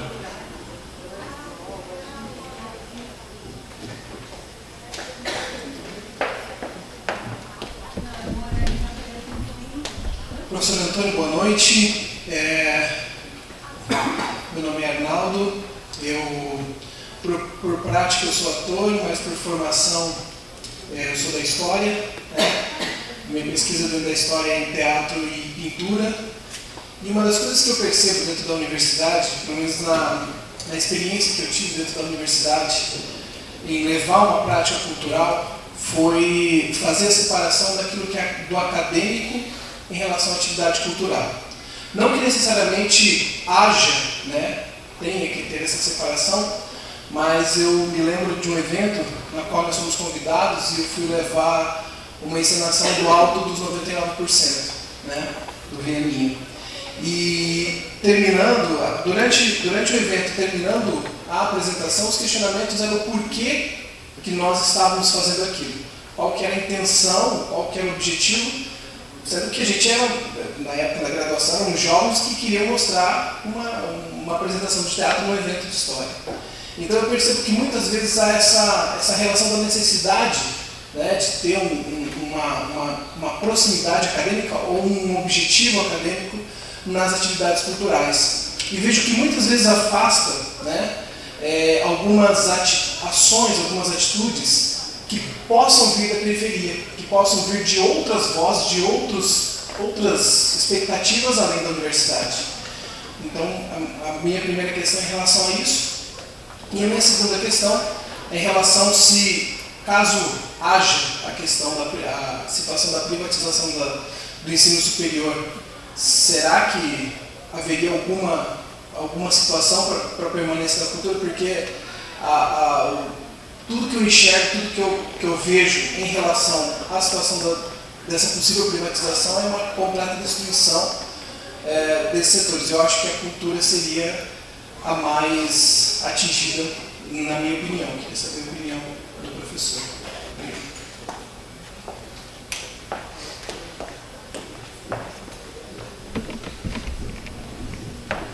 Então vamos tentar aqui ver as questões que foram colocadas, né? Primeiro, eu acho que nós temos de ter um papel dentro da universidade, que é um papel educador. Quer dizer, a universidade hoje, eu vou tentar responder assim, não especificamente para um ou para outro. A universidade hoje, ela ainda é, hegemonicamente, ela é entendida de duas maneiras, que às vezes se contrapõem. Entendida pelo pessoal da pesquisa da ciência como lugar da ciência e da pesquisa. E pelo pessoal mais de formação profissional como lugar de formação profissional. Nesses dois entendimentos da universidade não cabe a cultura.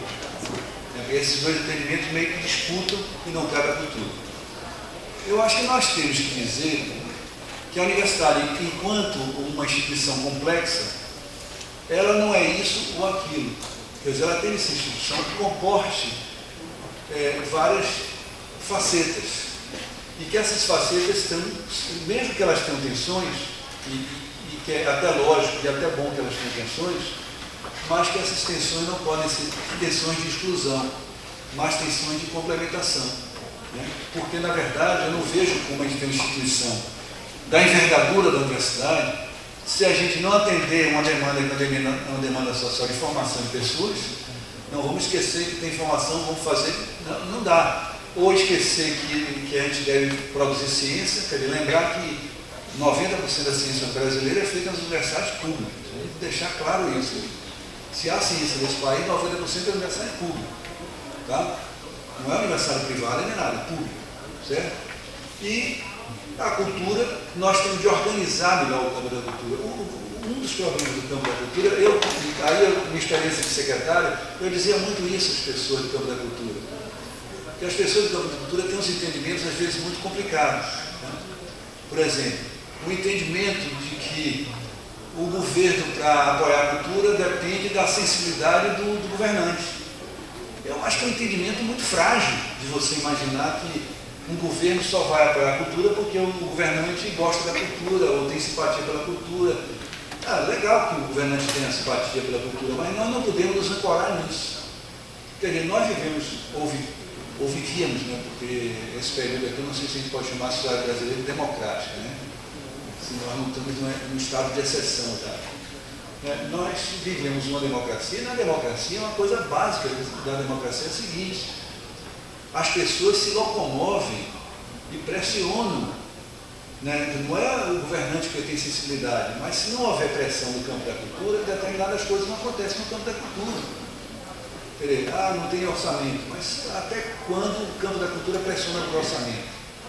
Concretamente, quer dizer, então o campo da cultura tem que aprender também a lidar com essa experiência, que é a experiência de democracia. E tem de se organizar. Não é um campo privilegiado. O campo da cultura, às vezes, se acha o campo dos privilegiados. É muito complicado isso também. Né? Quer dizer, uma coisa é você dizer, e eu sou uma das pessoas que mais defendem isso também, que é um campo iluminado, um campo muito interessante, é um campo muito criativo.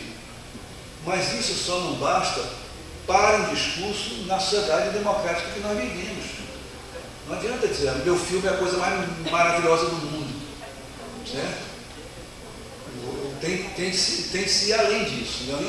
E uma das coisas que a gente colocava lá como prioritária nossa na Secretaria de Cultura é ajudar o campo da cultura a se organizar. Se organizar melhor, se colocar mais, em todos os níveis, no nível de uma associação, de uma sociedade que apoia o teatro, um teatro nosso lá, até as conferências e coisas desse tipo. Né? Eu estou dizendo isso porque nós temos que ter um papel dentro da universidade, dessa universidade que é da ciência, dessa universidade que é profissionalizante, de abrir um espaço nessa universidade para a questão da cultura.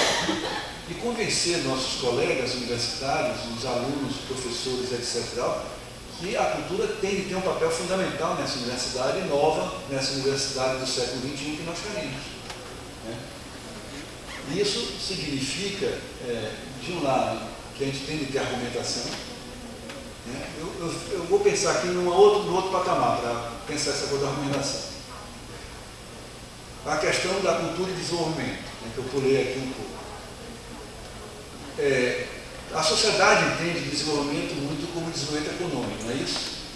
Quando se fala em desenvolvimento, há uma ressonância grande com o desenvolvimento econômico. Nos últimos anos do Brasil e do mundo, se aprendeu que o desenvolvimento não é só econômico, não é isso? Quer dizer, na hora que se cria um índice como o IDH, para medir o desenvolvimento dos países, está se dizendo, ó, não é só economia, é também desenvolvimento social. E nós vimos nos últimos anos, todo mundo, inclusive a nossa direita, falava que o desenvolvimento era desenvolvimento social também. Eu espero que ela não esqueça isso agora. Né? Então, a gente agregou a ideia de desenvolvimento, a ideia de que o lado social é importante. Tem uma outra dimensão que fica meio nebulosa, que é a questão ambiental. Porque todo mundo, há um certo consenso na sociedade que o desenvolvimento ambiental é fundamental, que a gente tem que ter um desenvolvimento sustentável. Quer dizer, essa coisa do desenvolvimento ambiental ganhou a cabeça das pessoas, mas não ganhou muita prática efetiva dos governos, muitas vezes. Então, nós vivemos um meio descompasso entre uma concepção que todo mundo é a favor dela, praticamente, né? A sociedade é muito... Isso é muito ressonante dos discursos, nas falas da sociedade, mas que nossa prática, em termos de pensar em desenvolvimento, não é tão consequente com isso. Mas é uma outra dimensão que tem que ser encarada no desenvolvimento. E nós temos duas outras dimensões que têm que ser encaradas no desenvolvimento, que é a dimensão política, que dificilmente a gente vai imaginar que uma sociedade desenvolvida, uma sociedade que não trata bem e não equaciona bem a questão da política, né? Tratar bem, equacionar bem a questão da política e resolver os dilemas políticos que nós temos. O mau funcionamento da política. Então, eu não vejo que uma sociedade desenvolvida pode abrir mão da política. Né? Porque a maneira de enfrentar a questão, resolver a questão do poder e do governo, tem várias maneiras. Né? Tem a violência, é uma maneira. Eu assumo que eu sou mais forte. Tem a hereditariedade. Eu assumo que eu sou filho do rei e quando o rei morreu, eu vou ser eu. Quer dizer, tem maneiras de resolver essa questão, mas a maneira, até agora, que a humanidade achou mais razoável foi a política, com todas as deficiências que a política tem, com todos, né? É a maneira talvez mais democrática ainda. Precisa ser muito aperfeiçoada. Mas a discussão não é essa. A discussão é a questão da cultura. Quer dizer, nós temos que ter argumentos, e argumentos razoáveis, para mostrar que desenvolvimento só existe se houver desenvolvimento cultural. Hoje eu fiquei muito satisfeito porque eu li lá a fala de Mujica, né, o grande Mujica, que ele diz uma coisa assim: nós imaginávamos no passado, a minha geração imaginava, que era só mudar as relações de produção e pensar uma distribuição melhor da riqueza e que estava tudo resolvido. Mero engano, ele ainda usa a palavra mero engano, eu estou citando aqui que eu ouvi no jornal. Como eu não confio muito nos jornais, pode ser que seja mero engano. A mudança que tem que ser feita é a mudança da cultura. Sem ela, o que ele está dizendo isso?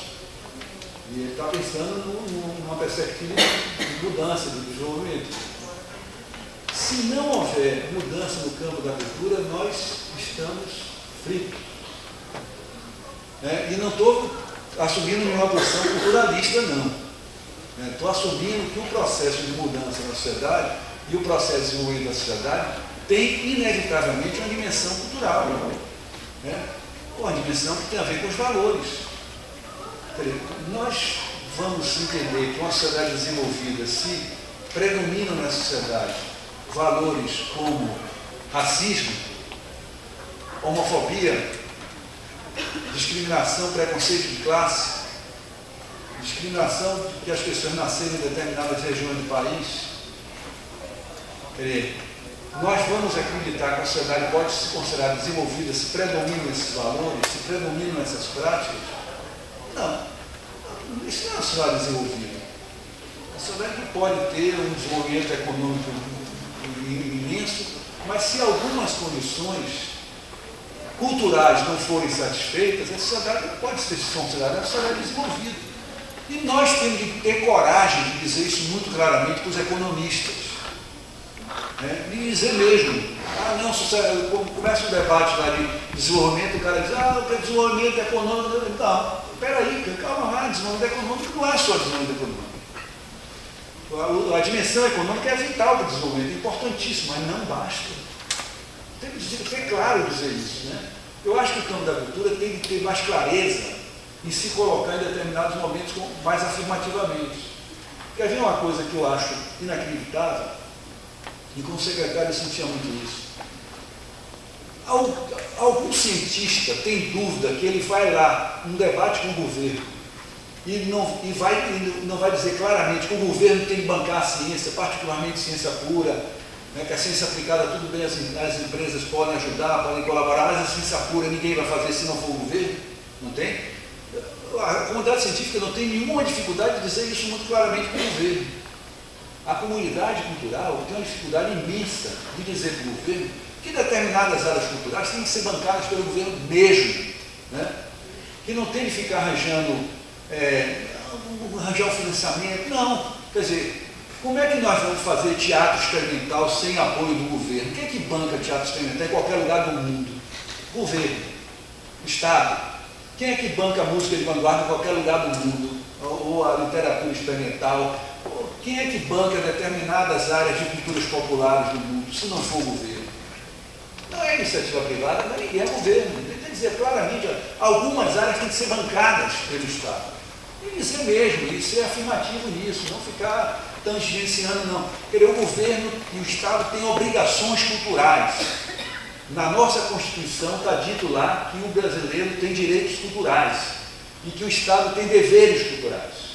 Então, reivindicar isso não é nada demais, é reivindicar a nossa Constituição. A gente tem que ser afirmativo nisso, a gente não é. A comunidade cultural fica, né, cheia de dedo, não sei o quê. Não é, e a gente tem que dizer claramente na noção de desenvolvimento, quer dizer, ou há um componente cultural de desenvolvimento ou não temos desenvolvimento. Quer dizer, não dá para você falar que vivemos numa sociedade desenvolvida se não temos determinadas formas, que eu chamaria assim, essas formas de uma cultura cidadã. Uma cultura cidadã é uma cultura que tem um conjunto de valores, né, e um conjunto de valores que implicam, inclusive, em práticas sociais, em comportamentos sociais. Né? Comportamentos sociais, às vezes, pequenos, não são comportamentos abstratos, comportamentos de como as pessoas convivem no trânsito de uma cidade. Né? Como as pessoas convivem em determinados ambientes, como as pessoas lidam com determinadas diferenças. Né? Quer dizer, ou isso é incorporado como uma dimensão fundamental do desenvolvimento, como uma dimensão fundamental da sociedade, e nós temos a obrigação de ser pregadores disso, né? E de não aceitar que isso seja colocado de lado, não aceitar numa discussão de desenvolvimento que se passe ao largo sobre isso, que não se considere essa dimensão. Eu pessoalmente acho que um dos erros importantes desses anos que nós vivemos, né, que foram anos, eu acho, muito importantes, é Mujica de lá, tirar 40 milhões de pessoas da miséria não é coisa pouca. Né? E eu dizia lá na Bahia, as pessoas que estavam me ouvindo lá com o secretário já tinham estado saco cheio de ouvir isso, eu dizia, 40 milhões de pessoas é a população da Argentina inteira. 40 milhões de pessoas é a população da Colômbia inteira. A Colômbia e a Argentina são os dois países mais populosos da América Latina, depois do Brasil. É isso, quer dizer, foi isso que foi incorporado à sociedade. Então não é desprezível isso em 13 anos, numa sociedade que tem uma tradição histórica de exclusão, né, que tem uma elite que o tempo todo governa esse país excluindo pessoas, então é uma mudança. Agora, essa mudança não basta. A gente tem que dizer também aos nossos, né, companheiros de viagem que não basta. Se esqueceu a cultura. Quer dizer, a cultura é a dimensão fundamental que devia estar incorporada nesse processo de mudança.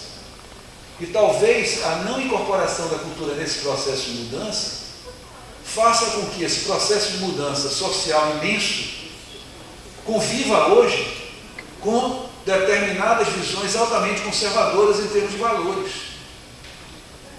Quer dizer, esse descompasso, nós temos de pensar sobre esse descompasso. Esse descompasso tem algumas causas. Ele não caiu do céu. Né? Por que nós avançamos no plano econômico e social e por que nós não avançamos no plano político e no plano cultural? Por quê? Quais foram os erros, quais foram os equívocos que foram cometidos Porque, na verdade, um processo de transformação da sociedade, um processo de desenvolvimento da sociedade, tinha de ser um processo onde essas dimensões todas estivessem articuladas e equacionadas. A gente não podia ter esse momento todo de mudança do Brasil e ter retrocessos grandes, quer dizer, um crescimento assustador de intolerância nesse país, de ódio nesse país, né, de incapacidade de determinadas populações respeitarem outras populações nas suas diferenças. Né? Quer dizer, esses valores estão aí, a intolerância está aí, o ódio está aí. Né? Quer dizer, certamente uma sociedade desenvolvida não pode conviver com isso. E isso cresceu num momento de grande mudança, de grande incorporação de pessoas. Então, esses paradoxos nós temos de analisar, nós temos de discutir isso. Né? Eu digo, faltou ali muito da dimensão cultural. Né? Se a dimensão cultural fosse tratada, se a gente não tivesse, às vezes, muita ambiguidade em relação a isso, se a gente tivesse tido muito mais coragem de enfrentar essas questões e não ficar jogando essas questões para debaixo do pano, talvez a gente não tivesse na situação que a gente está hoje. Né? Porque, por exemplo, vou dar um exemplo concreto, assim, coisas muito concretas. Na eleição de Dilma, na anterior, quando ela foi para o segundo turno, vamos pensar um pouco aqui. Eu estudava, numa época na minha vida, comunicação e política. Né? Minha pesquisa maior era sobre isso. Quando Dilma foi para o segundo turno, os mais jovens não vão ter essas informações. Quando Dilma foi para o segundo turno com o Serra, né, a economia estava lá em cima, a economia estava bombando, você tinha um apoio da sociedade grande, as políticas sociais estavam lá em cima. Por que Dilma foi para o segundo turno com o Serra? Qual foi a causa que levou Dilma para o segundo turno com o Serra? Um conjunto de acusações no campo de valores, que Dilma era a favor do aborto, que não sei o quê. Eram valores. Valores, quer dizer, os valores levaram à existência do segundo turno do Brasil. Naquele momento, lá para trás. E isso não foi compreendido por determinadas forças, determinados setores, como aquilo jogava um peso fundamental. E foi se passando pelo lado, empurrando isso com a barriga, empurrando para baixo do pano, e deu no que deu, o crescimento desses valores conservadores de forma absolutamente significativa no país. Né? Então, eu acho, e depois ainda mais uma outra coisa, porque nós avançamos muito na exclusão econômica e social, mas se a gente pegar indicadores de exclusão cultural, entendendo bem o seguinte, eu gosto de dizer sempre isso, cultura todos têm, ninguém a rigor é excluído culturalmente, mas muitas pessoas são excluídas de determinados tipos de cultura. Né? Quer dizer, no Brasil, por exemplo, você tem 1.500 cinemas, tem 1.500 cinemas, tem 5.500 municípios. Então, grande parte da população brasileira está excluída da possibilidade de ir ao cinema. Né? Está excluída, porque no seu município não tem cinema. Né? E isso é uma exclusão cultural imensa. Para não dizer quantos frequentam galerias, quantos frequentam teatros, quantos frequentam exposições, quantos leem livros, né? Quantos frequentam bibliotecas. Quer dizer, nesse nível da exclusão cultural, avançamos pouquíssimo, na verdade. Né? A gente devia ter avançado muito mais, até avançado como avançamos do nível da exclusão socioeconômica. Eu começo a falar, eu não sei se estou respondendo nada a essa altura. Deixa eu ver aqui se eu abri Sim, eu não acho que a política da universidade seja apenas formação de público. Eu acho que a universidade faz muito pouco a formação de público. Ela deveria fazer muito mais formação de público, porque, na verdade, ao fazer formação de público, não é fazer formação de público como uma coisa externa, não. Ao fazer formação de público voltada para dentro para os seus estudantes, ela estaria dando uma formação cultural mais geral para os seus estudantes. E isso é fundamental. Querer fazer com que os seus estudantes leiam mais literatura, com que os seus estudantes conheçam mais cinema, com que os seus estudantes frequentem mais. Eu vou dizer uma coisa simples. Eu estava dando uma disciplina uma vez lá na universidade, aí essa disciplina implicava em algumas discussões sobre museus. Aí eu perguntei, assim, quantos de vocês já foram no Museu de Arte Sacra da Universidade?